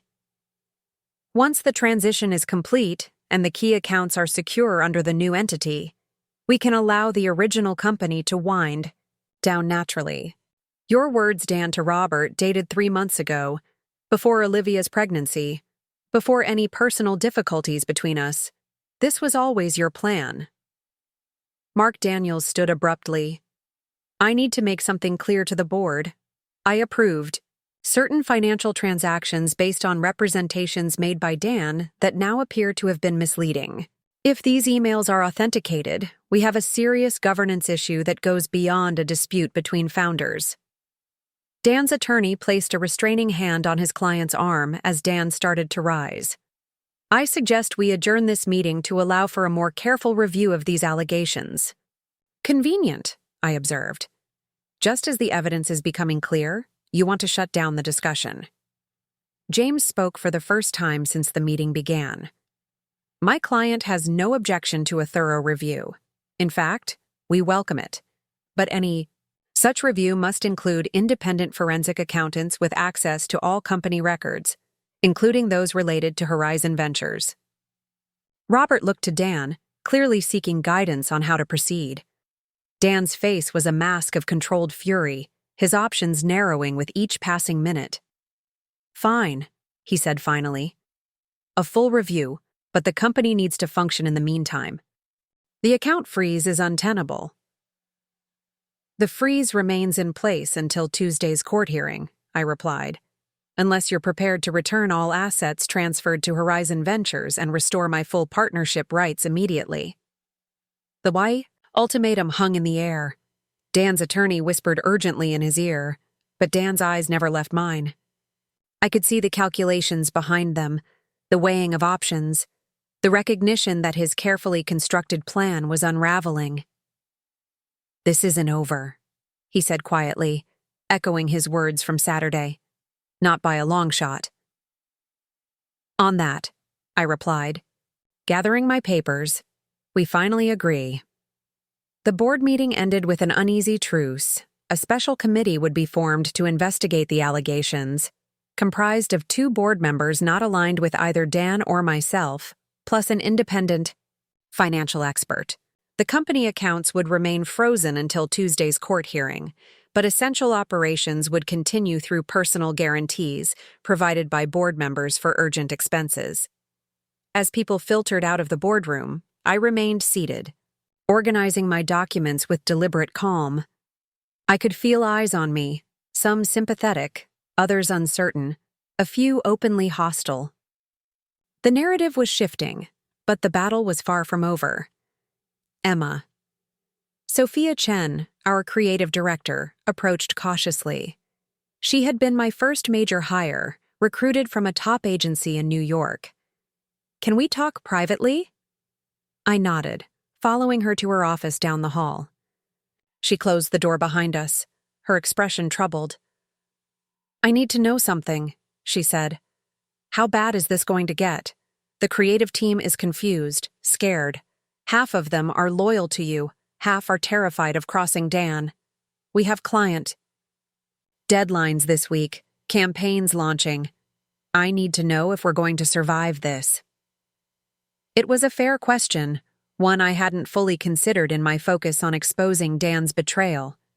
The company employed nearly 50 people, all of whom depended on its stability for their livelihoods. The company can survive, I said carefully, but it will change. Dan has been siphoning assets, clients, intellectual property to his separate entity, Even if we stop him now, there's damage that can't be undone easily. Sophia ran a hand through her short black hair. The Anderson account? Already partially transferred to Horizon Ventures, according to the documents. She swore softly. That's 20% of our revenue. I know, but we still have the creative team, your team. We still have the talent and relationships that built those accounts. I leaned forward. Sophia, I need to know where you stand. Not as a friend, but as an executive of this company. Her dark eyes met mine without hesitation. With the truth. Always with the truth. Dan has been taking credit for your work for years. We all see it. Most of us just didn't know what to do about it. Relief washed through me. Then help me. Protect the team while this plays out. Keep them focused on the work. Shield them from the politics as much as possible. If clients call with concerns, be honest but emphasize stability and continuity. And if Dan gives contradictory instructions, document everything. And remind the team that their employment contracts are with Wilson Peterson Marketing, not with Dan personally or Horizon Ventures. Sophia nodded. I can do that. She hesitated. For what it's worth, Emma, I'm sorry about the personal side of this. It's a hell of a thing to deal with both at once. I managed a small smile. One betrayal at a time, right? As I left Sophia's office, I spotted Mark Daniels, our CFO, waiting in the hallway. His expression was guarded, troubled. Emma, do you have a moment? We found an empty conference room, neither of us wanting to use our own offices, which suddenly felt exposed, potentially monitored. I need to explain my position, Mark began once we were alone. Some of those transfers, I authorized them based on explicit assurances from Dan that you were aware and had approved the strategy. Did you get that in writing? Mark winced. No. It was presented as a tax strategy that needed to be implemented quickly. Dan said you were traveling but had verbally approved. He rubbed his temples. I should have verified directly with you. That's on me. Yes, it is. I wasn't in a forgiving mood. Did you know the Anderson contract had been amended to allow transfer to Horizon? Not until last week, when the accounting team flagged unusual payment routing. I questioned Dan about it then. He said it was a temporary measure during contract renegotiation. Mark looked genuinely distressed. Emma, I've worked with you both for 5 years. I never imagined Dan would. I mean, you're married. You're partners. Were, I corrected. We were partners. I studied him, assessing his sincerity. What will you tell the special committee? The truth. That I executed transactions based on misrepresentations. That I raised concerns when I discovered irregularities last week. That I regret not verifying approvals directly with both founders. He met my gaze directly. I made mistakes, Emma. But I wasn't complicit in fraud. I believed him. Mark had always been meticulous, principled, the type who would follow proper procedures unless deliberately misled. Prepare a complete accounting of all transfers to Horizon Ventures or any other entities connected to Dan, I instructed. I want it ready for Tuesday's court hearing. Already working on it, he assured me. And Emma. What happens if the judge rules in your favor? If the company accounts remain frozen indefinitely? We restructure. We reclaim what assets we can. We rebuild if necessary. I stood, gathering my files. But Wilson Peterson Marketing will survive, with or without the Peterson. By afternoon, the office was humming with nervous energy. People huddled in small groups, conversations stopping abruptly when others approached. I remained in the small conference room, which had become my temporary base, working with James on our strategy for Tuesday's hearing. The morning's evidence strengthens our case considerably, James observed, particularly the CFO's admission that he was misled about your knowledge of the transfers. What about the divorce proceedings? Have the papers been filed? James nodded. This morning, as planned. Dan will be served by end of day. He hesitated. There's something else we should discuss. Olivia Martinez contacted my office an hour ago. She wants to provide a formal statement about Dan's activities, including conversations she witnessed, documents she processed. Is she asking for something in return? Just the protection we already discussed. Healthcare, severance, and your word that you won't pursue legal action against her. I considered this carefully. Her testimony would help our case? Significantly, she was in a position to observe and facilitate many of Dan's actions, and as a pregnant woman fearing for her future, she makes a sympathetic witness. The tactician in me recognized the strategic value. The wounded wife in me still recoiled at the thought of aligning with the woman who had slept with my husband. But this wasn't about emotion anymore. It was about justice. Set it up, but make it clear. This is a limited alliance of convenience, not forgiveness. My phone buzzed with a notification, a news alert from the local business journal. Trouble at award-winning agency Wilson Peterson? Sources report internal power struggle. James read it over my shoulder. That was fast. Someone's talking to the press. Dan, I said with certainty. Controlling the narrative has always been his specialty. The article was brief but damaging. Unnamed sources describing disagreements over company direction and personal issues affecting business operations.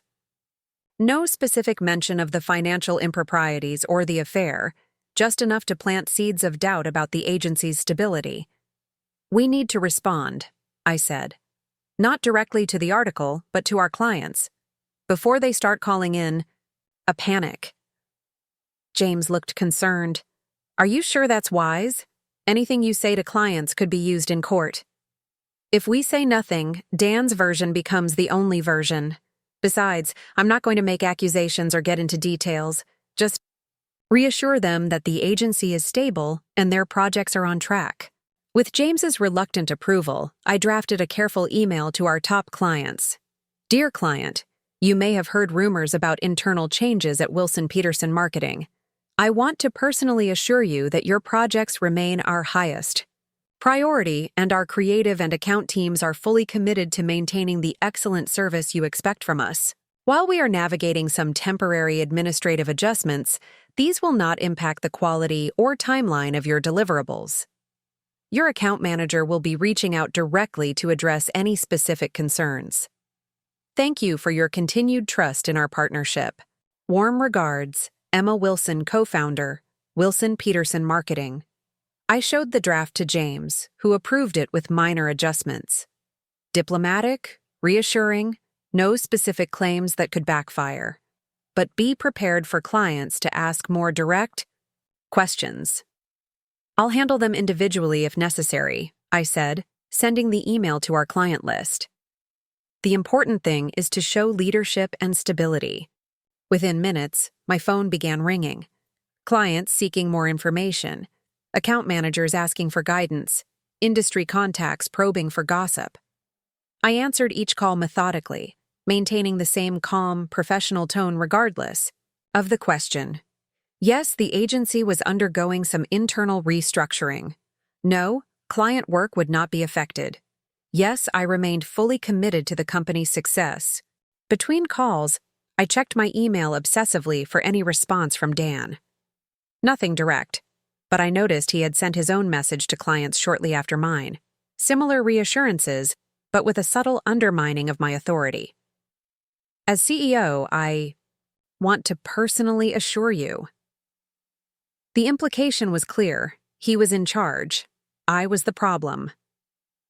By late afternoon, I was exhausted, but resolved. The initial shock had worn off, replaced by a cold, focused determination. Dan had betrayed me twice over, as a husband and as a business partner. He had planned meticulously, moving pieces on the board while I trusted blindly. But now the game had changed. I was no longer a pawn in his strategy. I was a player with my own pieces, my own moves. James left to prepare for Tuesday's hearing, promising to call with updates on the divorce filing. I remained at the office, knowing my presence sent an important message to the staff. I wasn't running, wasn't hiding, wasn't conceding anything. At 7, there was a knock on the conference room door. Lisa from HR entered, looking uncomfortable. "Emma, I hate to add to everything you're dealing with, but Dan has instructed me to revoke your building access and email privileges, effective immediately." She set a document on the table between us. "This is the formal notice. He's citing the company bylaws regarding executives under investigation." I scanned the document, noting the selective quoting of bylaws that had been written primarily to deal with external investigations, not founder disputes. "Has he revoked his own access as well?" I asked, "since he's equally under investigation by the special committee." Lisa looked even more uncomfortable. "No, he says as CEO he needs to maintain operational oversight." "Of course he does." I kept my voice level, not blaming Lisa for being caught in the crossfire. "What about my team? Have they been restricted as well?" "Not yet. But Dan has called a mandatory staff meeting for tomorrow morning. I think he's going to announce a reorganization. A preemptive strike, then." Dan was moving faster than I had anticipated, trying to solidify control before Tuesday's hearing. "Thank you for telling me, Lisa. I know this puts you in a difficult position." She nodded, hesitating at the door. "The meeting's at 9. If someone happened to arrive earlier and speak with key staff members, well, that would be their choice." I smiled slightly. "Noted." After Lisa left, I called Sophia immediately. "Dan's making his move. Mandatory staff meeting tomorrow at 9. He's already trying to lock me out of the building and systems." Sophia swore colorfully. "What do you need from me?" "Gather the creative leadership team at the office at 7:30 tomorrow. Conference room B, not the main boardroom, and download any essential files tonight, just in case." "Already doing it," she assured me. "Emma, how far is he willing to go with this?" "All the way," I said grimly. "He's fighting for his reputation, his future, his narrative. He won't back down easily." "Then neither will we." Next, I called James to update him on this development. "We need to file an emergency motion to prevent Dan from making any organizational changes before Tuesday's hearing," I explained. "He's trying to create facts on the ground that will be harder to reverse later." "I'll draft it tonight and file first thing tomorrow," James promised. "In the meantime, forward me the access revocation notice. It directly contradicts the special committee's authority and could strengthen our case." I was about to leave when my phone rang with an unfamiliar number. I answered cautiously. "Ms. Wilson, this is Detective Rivera with the Financial Crimes Division. We've received some concerning information about Wilson Peterson marketing that I'd like to discuss with you." My breath caught. Someone had escalated this beyond a civil dispute. "What kind of information, Detective?" "Allegations of wire fraud, embezzlement, and misappropriation of company funds. Normally, we wouldn't get involved in what appears to be a business dispute, but the documentation we received raised significant red flags." He paused. "The complaint was anonymous but quite detailed. Olivia. It had to be. She had mentioned documentation I didn't have access to, patterns she had observed from her position as Dan's assistant." "I'm happy to cooperate, Detective. When would you like to meet?" "Tomorrow morning, if possible. My office, police headquarters, 9 a.m.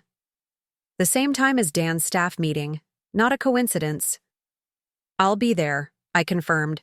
"Should I bring my attorney?" "That's your right, though this is just a preliminary conversation. You're not being accused of anything, Ms. Wilson." "Not yet, perhaps. But I knew Dan well enough to recognize the strategy. If he couldn't control the narrative, he would muddy the waters, create enough doubt and chaos that even the truth would be difficult to discern." After hanging up, I called James again, explaining the new development. "Dan's trying to create a criminal investigation to distract from his own actions," I concluded. "Or worse, trying to frame me for the very thing he's been doing. It's a desperate move, James agreed, but potentially dangerous. I'll accompany you to the meeting. In the meantime, don't discuss this with anyone else at the company. If Dan has set this up, he may have planted false evidence or manipulated records to implicate you. I spent the next hour documenting everything I could remember about the company's financial procedures, approval processes I had followed, signatures required, checks and balances in place. If Dan was trying to frame me, I needed to be prepared to defend every transaction I had ever authorized. By the time I left the office, the building was nearly empty. Security guards nodded politely as I passed, unaware that my access was supposed to have been revoked. Lisa must have delayed implementing Dan's order. The night air was cool against my face as I walked to my car. For the first time in days, I allowed myself a moment of pure grief, not for the lost marriage, which had clearly been built on sand, but for the dream we had shared. The company we had created together, the vision we had pursued, all of it tainted now by betrayal and deceit. My phone rang again as I reached my car, Kate checking on me. I'm okay, I assured her. It's been intense, but I'm holding my own. Have you eaten anything today? She demanded. I realized I hadn't. I'll grab something on the way home. No, you won't. You'll come to my place. I've made lasagna, enough for an army, and you can tell me everything. The thought of returning to Kate's apartment, to warmth and support and normalcy, was suddenly overwhelming. I'll be there in 20 minutes. As I drove, I allowed myself to think beyond the immediate crisis for the first time. What did I actually want from all this? Revenge? Justice? Vindication? The company restored to what it had been? No. That was impossible now. Too much had been revealed. Too many betrayals uncovered. Wilson Peterson marketing as it had existed was already gone. The question was what would rise from its ashes, and what my role would be in that new creation. Kate was waiting with wine, comfort food, and unwavering support. I recounted the day's events, the shifting alliances, the escalating tactics. He's called in the police, she asked, incredulous. That seems like an admission of guilt, not a power move. It's a distraction, I explained. He knows the evidence against him is mounting, so he's trying to create confusion, cast doubt on my credibility. Classic Dan, when cornered, create a bigger spectacle elsewhere. What's your next move? Meet with the detective. Present the evidence clearly. Focus on Tuesday's hearing. I took a sip of wine. And arrive at the office before Dan's staff meeting to make sure my side of the story is heard. Kate studied me thoughtfully. You seem different. Calmer. More focused. I am. I realized it was true. The shock and pain had receded, replaced by a clarity I hadn't felt in years. For so long, I've been trying to fit into spaces Dan created for me, in our marriage, in our company. Spaces that kept getting smaller. Now I'm creating my own space, by my own rules. Good. Kate squeezed my hand. Because the Emma Wilson I know doesn't shrink herself for anyone. I slept better that night than I had since discovering the I. Sonogram. Not peacefully, but with purpose. When my alarm sounded at 5:30 a.m., I rose immediately, prepared for the day with methodical precision. Navy suit, powerful but not aggressive. Pearl earrings, classic, trustworthy. Hair swept back in a sleek bun, control, composure. James picked me up at 6:45, looking as if he had barely slept. I filed the emergency motion at the court's opening, he informed me. The judge has agreed to hear it at 8:30 before your meeting. With the detective. Will we have a ruling before Dan's staff meeting? Possibly. I've requested an immediate injunction preventing any organizational changes pending Tuesday's full hearing. We arrived at the courthouse by 7:15, waited anxiously in the hallway outside the judge's chambers. Dan's attorney appeared just minutes before the hearing, looking harried and unprepared. This emergency motion had clearly caught them off guard. Judge Watkins listened impassively as James presented our argument. Dan Peterson was attempting to make structural changes to the company while under investigation for financial impropriety, potentially destroying evidence and undermining the court's previous order freezing company accounts. Dan's attorney countered weakly that as CEO, Mr. Peterson had the right to address staff and make operational adjustments that didn't affect frozen assets. The reorganization was merely to maintain stability during a difficult transition. Judge Watkins wasn't convinced. Given the serious allegations of financial misconduct and the evidence presented on Saturday, I find there is reasonable cause for concern that structural changes at this time could prejudice the court's ability to render appropriate relief on Tuesday. She signed the order with a flourish. No organizational changes are to be implemented until after Tuesday's hearing. Mr. Peterson may address staff, but may not alter reporting structures, terminate employees, or modify operational procedures. Relief washed through me. The first victory of the day.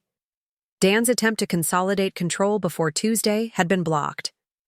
We hurried from the courthouse to police headquarters, arriving just before 9. Detective Rivera was a compact man, with intelligent eyes and a deliberately neutral expression. He ushered us into a small interview room, apologizing for the institutional setting. As I mentioned, Ms. Wilson, this is just a preliminary conversation.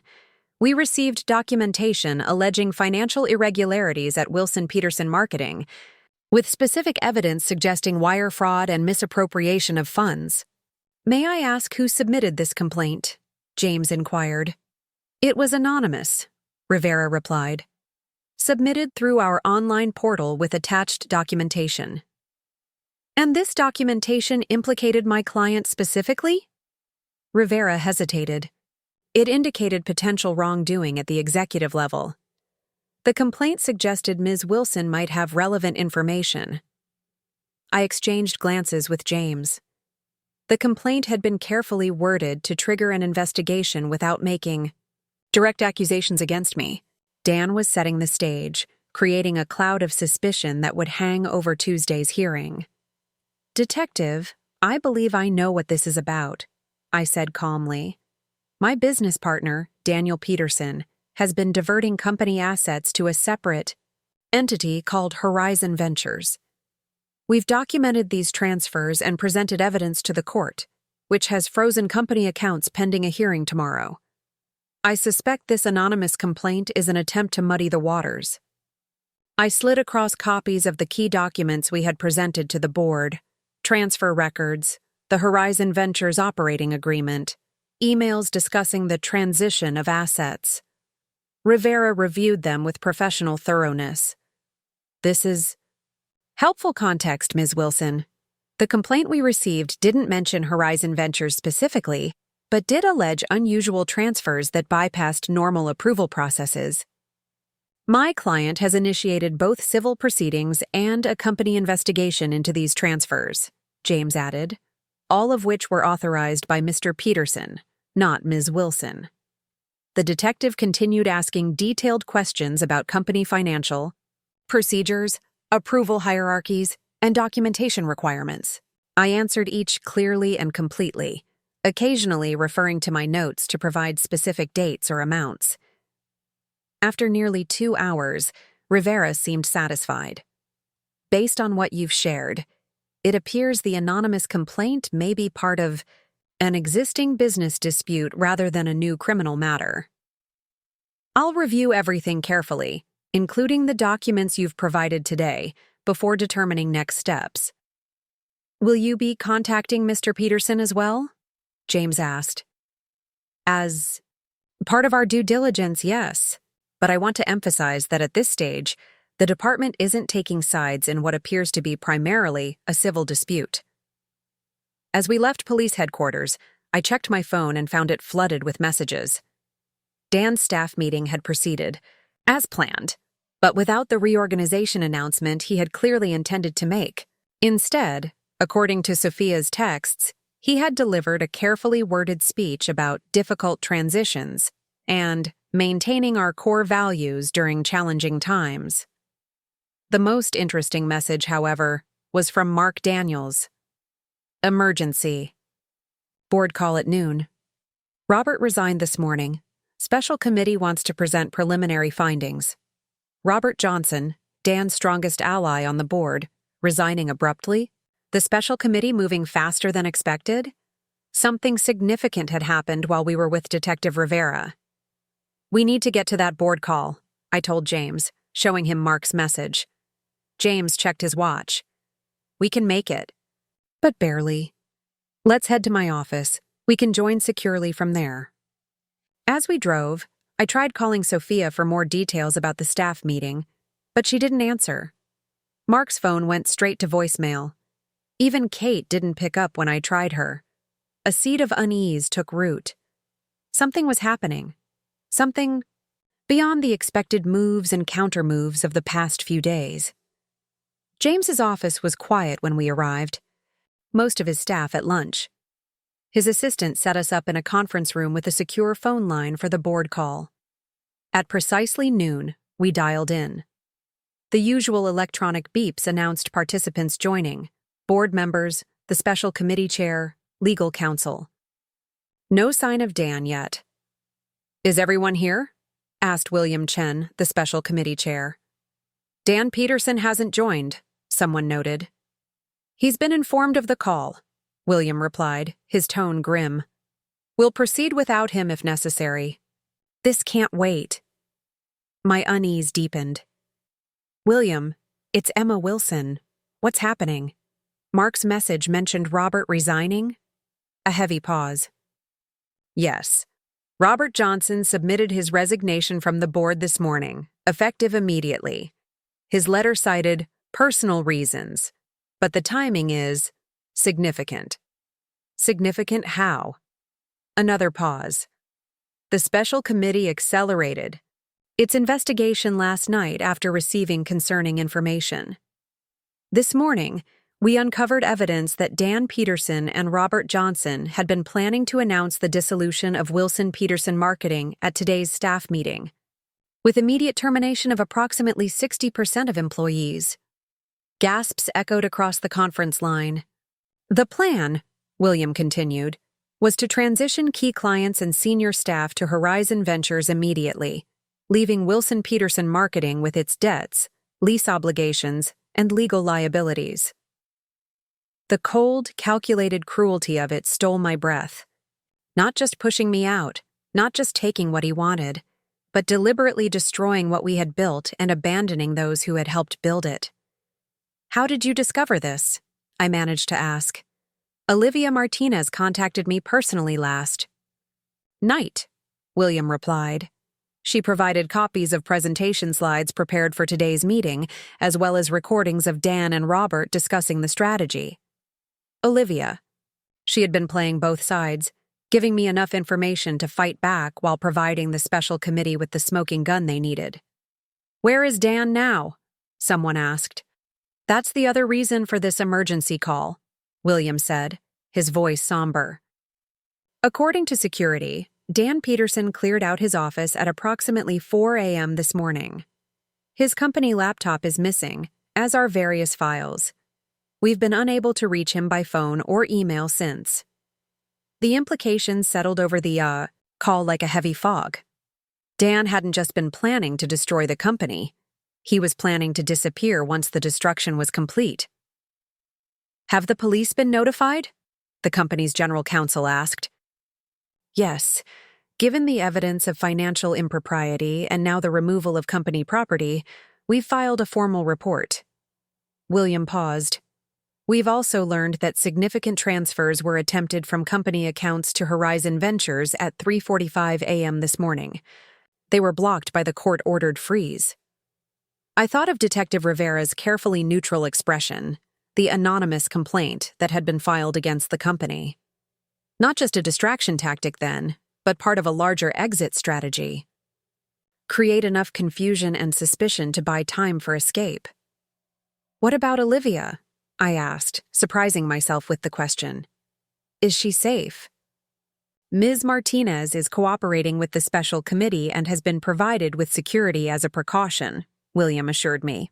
"Her testimony has been formally documented in case it's needed for legal proceedings." The call continued, discussing immediate steps to stabilize the company and reassure clients. Emergency board powers were invoked to appoint an interim management team. The special committee was authorized to communicate with the court regarding Tuesday's hearing, now with this damning new evidence of attempted asset stripping. Throughout it all, I sat in stunned silence, trying to process the magnitude of what Dan had attempted and how close he had come to succeeding. If not for Olivia's intervention, if not for the court freeze on accounts, if not for the special committee's swift action, he might have destroyed everything and vanished with the spoils. When the call ended, James squeezed my shoulder gently. "You okay?" I nodded slowly. I knew he was capable of betrayal. I just didn't realize the scale of it. I looked up at him. "What happens now?" "The company moves to protect itself. The board appears to be acting responsibly. The courts will handle the financial aspects." He paused. "As for Dan, that depends on whether he's fled the jurisdiction. If he has, this becomes a very different kind of case." My phone rang. Sophia finally returning my call. "Emma, it's a madhouse here. Have you heard?" "About Dan cleaning out his office and disappearing?" "Yes, I just found out on the board call." "Not just that," Sophia said, her voice tight with controlled fury. "He sent termination emails to the entire creative department 10 minutes ago. From his personal email, not the company account. Said the agency was restructuring effective immediately, and their services were no longer required." My blood ran cold. He can't do that. The court specifically prohibited organizational changes. Tell that to 20 terrified employees who just got fired by a vanishing CEO. Sophia took a deep breath. "We're fighting it, of course. HR is sending out immediate countermanding notices, assuring everyone their jobs are secure. But the damage to morale." "I'm coming in," I decided instantly. "Tell everyone to stay put. We're going to address this head-on." James looked concerned as I ended the call. "Emma, are you sure that's wise? The situation at the office sounds volatile." "That's exactly why I need to be there. Dan is trying to create chaos, destroy what we built out of spite. I won't let him." James nodded, recognizing my resolve. "I'll come with you, just in case." The office was in chaos when I arrived. Small groups huddled in corners. Some people openly crying, others angrily showing each other Dan's termination email on their phones. Lisa from HR was moving from group to group, distributing printed notices countermanding the terminations. But the damage to morale was evident in every face. Sophia intercepted me at the entrance, her expression a mix of relief and tension. "Thank God you're here. It's getting worse." Dan apparently accessed the project management system remotely and marked all active projects as canceled before IT could lock him out. "Have clients been notified?" "Not officially from the company, but some have already called after team members reached out in panic. The Anderson account executive is on his way over, demanding answers." I took a deep breath, centered myself. This wasn't just about my personal betrayal anymore. It was about the livelihoods of everyone in this office, the relationships we had built with clients, the work we had created together. Dan was willing to burn it all down rather than lose control. "Call everyone to the main conference room," I instructed. "Everyone, from reception to executive level. 5 minutes." As people filed into the conference room, I stood at the front, projecting calm confidence despite the turmoil inside me. James took a position at the back, observing quietly. "Thank you all for coming," I began once the room had filled. "I know many of you received disturbing emails this morning, and I want to address that immediately." Those termination notices are invalid and have been formally countermanded by HR. No one has been fired. Your jobs are secure. A visible wave of relief moved through the room, though uncertainty remained in many faces. Wilson Peterson Marketing is currently undergoing significant challenges, both organizational and legal. I won't sugarcoat this or insult your intelligence by pretending everything is fine. I paused, making eye contact with key team members. Dan Peterson attempted to execute unauthorized terminations and project cancellations this morning before disappearing with company property. The board has invoked emergency powers to stabilize operations, and a special committee is overseeing an investigation into financial irregularities. Murmurs spread through the crowd. I raised a hand for quiet. I understand this is shocking and concerning. You have questions, you have fears, and you deserve answers. I will tell you everything I legally can, and I promise complete transparency moving forward. For the next 20 minutes, I explained the situation in clear, direct terms: the discovery of financial improprieties, the court-ordered freeze on accounts, Dan's attempt to transfer assets to his separate entity, and his current disappearance. I didn't mention the affair or pregnancy. Those were personal matters irrelevant to the staff's professional concerns. The most important thing you need to know, I concluded, is that this company will survive. We have talented people, loyal clients, and quality work. We have a board acting responsibly to ensure continuity. And we have each other, the real heart of any successful agency. Thomas Garcia, our senior account director, stood up. What about the clients? Dan emailed several of them directly this morning, telling them the agency was undergoing catastrophic internal issues and suggesting they seek services elsewhere. My jaw clenched at this new revelation. Damage control begins immediately. Account teams will contact every client today with a unified message. The agency is stable, their projects are secure, and we have the full support of the board during this transition. Sophia's team will prepare a formal statement for distribution. Any client who wants to meet personally should be accommodated immediately. And what about leadership? Asked a junior designer nervously. If Dan's gone, who's in charge? For now, the board has appointed an interim management committee consisting of myself, Sophia Chen, Mark Daniels, and Thomas Garcia. We'll maintain operations while the legal situation develops. I met their gazes directly. This transition won't be easy. There will be challenges, difficult conversations, and hard work ahead. But I believe in what we've built here, and I'm asking you to believe in it too. As the meeting broke up, I noticed a shift in the atmosphere. Not joy or even optimism, but a tentative resolve replacing the earlier panic. People moved with purpose, returning to their desks, reaching out to clients, working to stabilize what Dan had tried to destroy. The Anderson account executive arrived 30 minutes later, demanding to speak with someone who actually knows what's happening. I met with him personally along with his account team. Jeffrey, I greeted him, extending my hand professionally.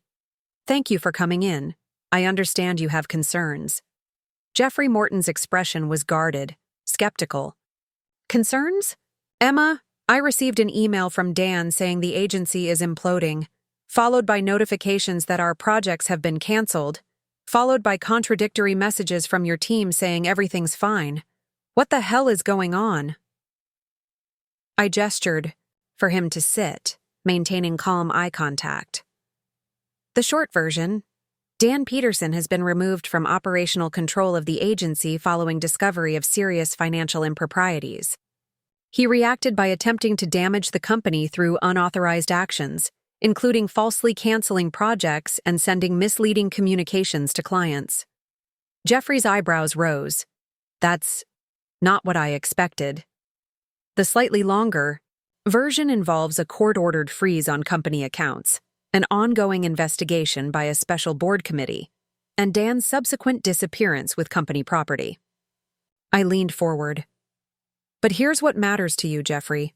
Your projects are absolutely still active.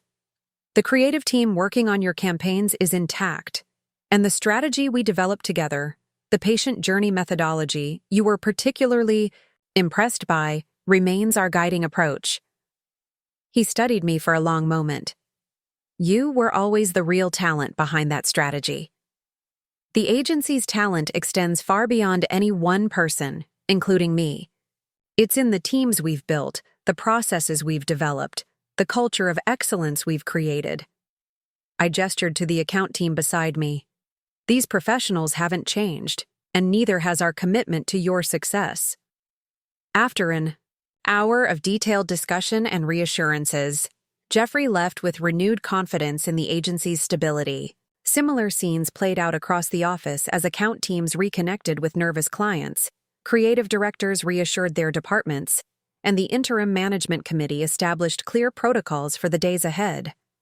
By evening, we had contained most of the immediate damage. Clients had been contacted, projects reactivated, systems secured against further intrusion by Dan. The board had issued formal statements to key stakeholders, emphasizing continuity and financial stability. Despite the leadership change, we had survived the first day of crisis. As the office emptied, I remained at my desk, reviewing the events of the past 72 hours with a strange sense of detachment. My marriage was over. My business partnership was shattered. The company I had helped build had nearly been destroyed by the man I had trusted most in the world. And yet, I felt stronger, clearer, more focused than I had in years. James appeared at my door, briefcase in hand.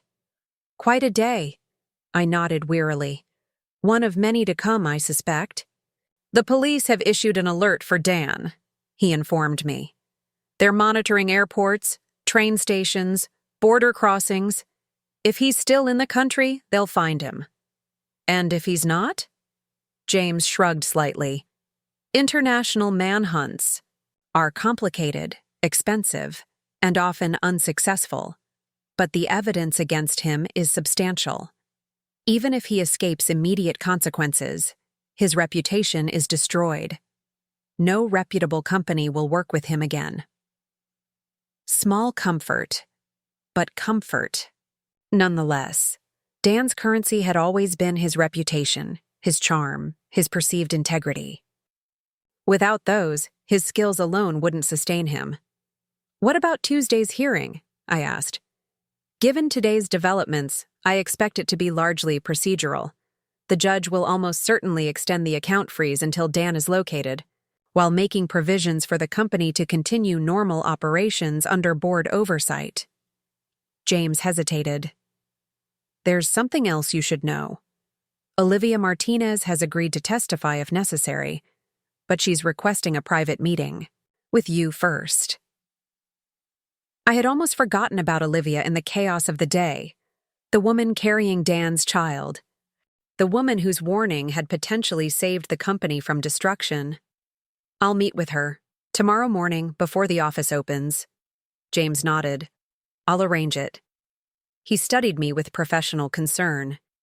"You should get some rest, Emma. Today was just the beginning."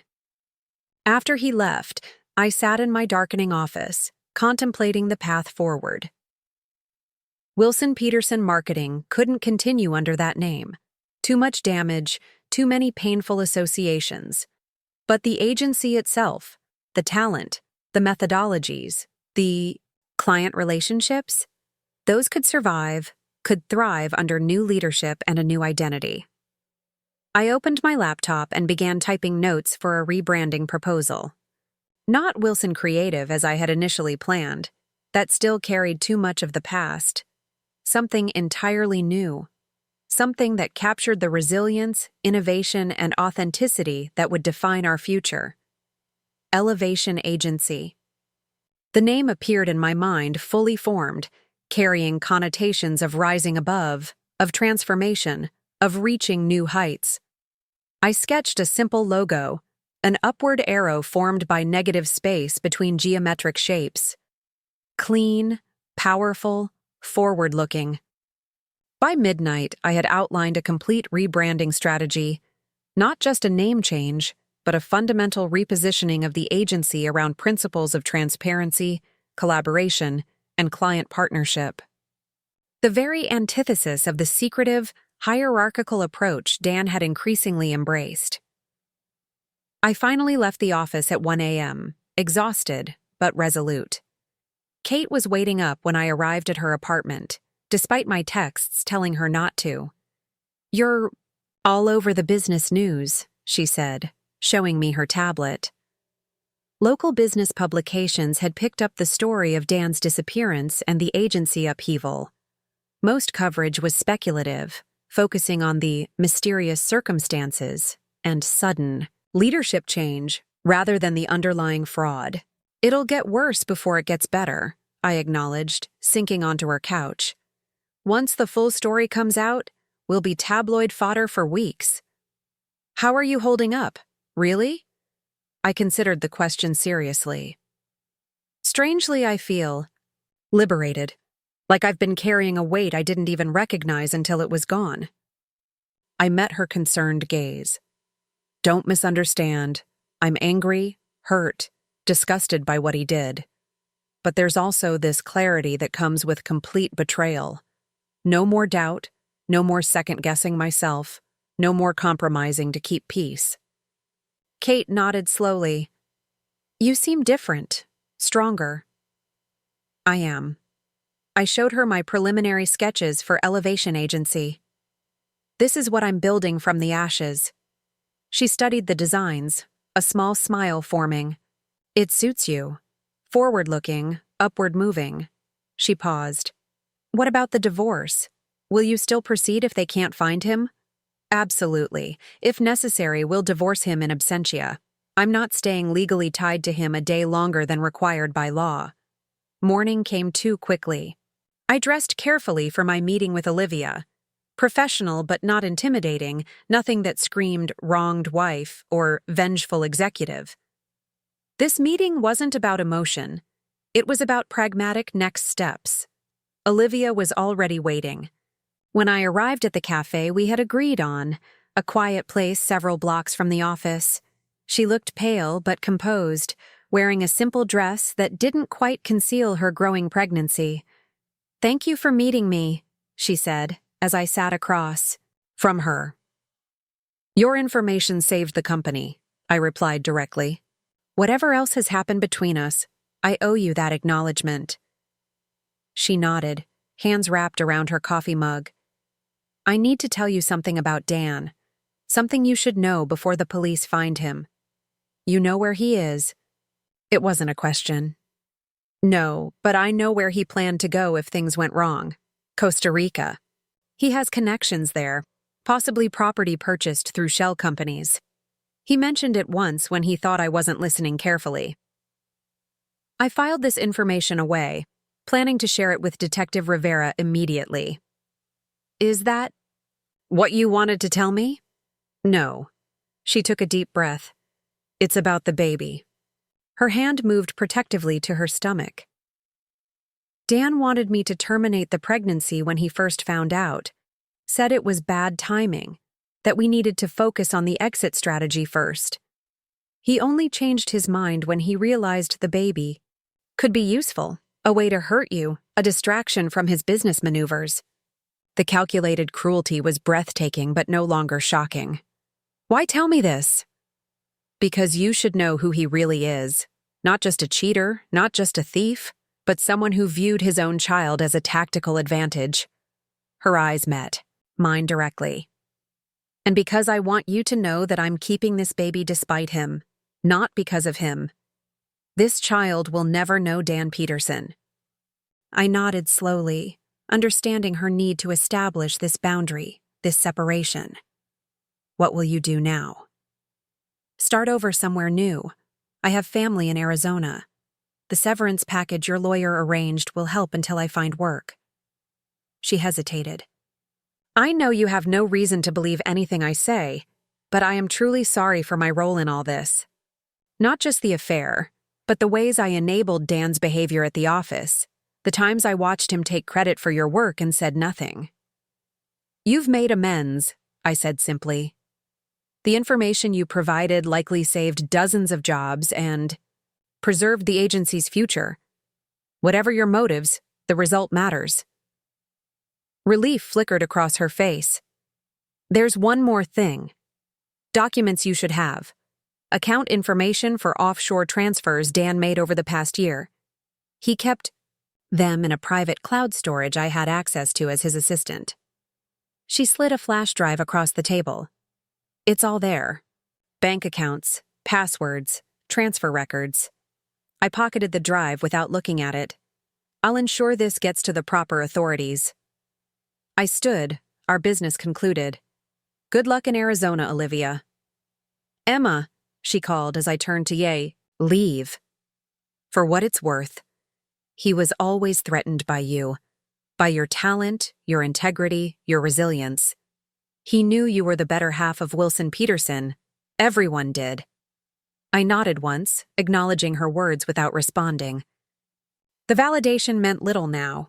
I knew my worth, and I no longer needed anyone else's assessment. Not Dan's, not Olivia's, not even the board's. Tuesday's court hearing proceeded as James had predicted. The freeze on company accounts was extended, but modified to allow normal business operations under board oversight. The judge reviewed the evidence of Dan's attempted asset stripping with visible dismay, authorizing cooperation between the court and law enforcement in tracking down the missing executive and recovering company property. 2 days later, Dan was apprehended at a private airfield in Florida, attempting to board a chartered plane to Costa Rica. The flash drive Olivia had provided proved invaluable, linking him to offshore accounts containing nearly $2 million in diverted company funds. Criminal charges followed: wire fraud, embezzlement, misappropriation of company assets. The business dispute had become a criminal case, with Dan facing potential prison time alongside financial penalties. I didn't attend his arraignment. I had no interest in seeing him in handcuffs, in witnessing his public humiliation.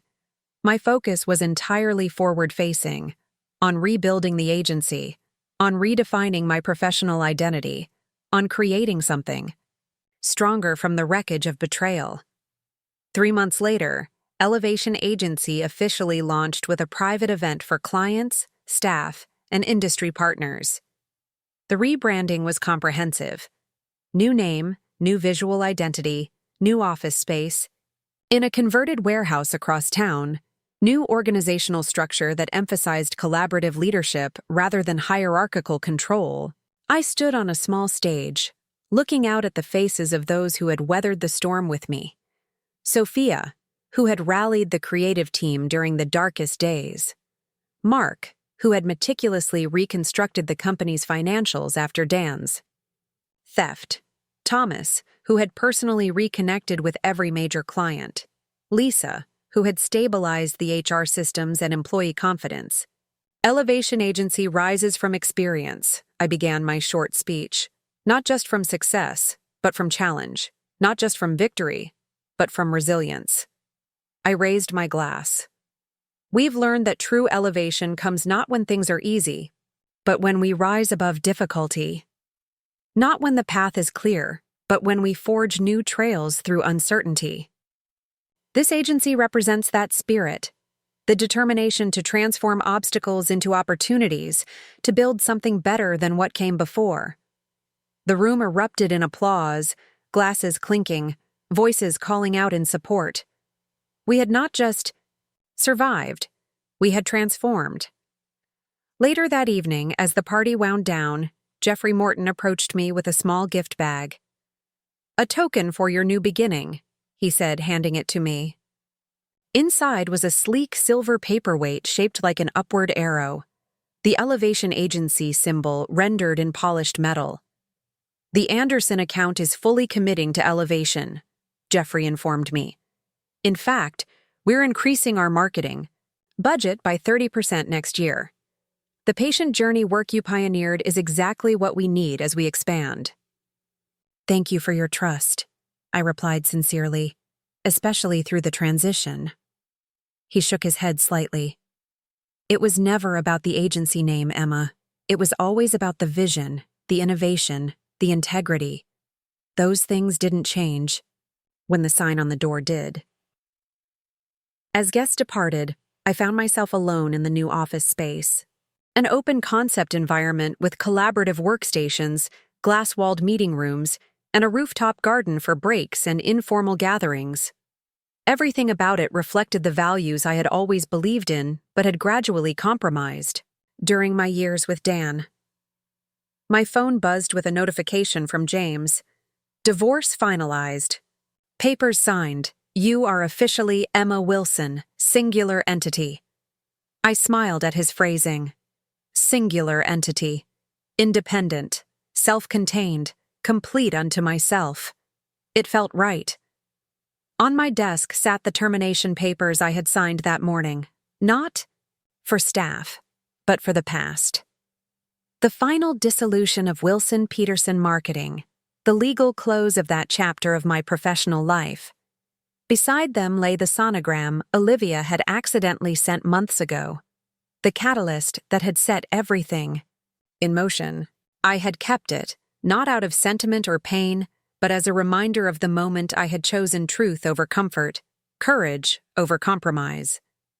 I gathered both documents and placed them in a file labeled closed, then locked it in my bottom drawer. Important. To remember, but no longer central to my story. Outside, the city lights twinkled against the darkening sky. I could see my reflection in the window. Professional, composed, standing tall in an office that now truly reflected my vision. No longer diminished, no longer overshadowed, no longer defined by someone else's narrative. His secretary had sent me their sonogram. I had sent her termination papers. But the real story wasn't about either of those documents. It was about what happened next. The reclamation of power, the rebuilding of dreams, the elevation from betrayal to triumph. Up next, you've got 2 more standout stories right on your screen. If this one hit the mark, you won't want to pass these up. Just click and check them out.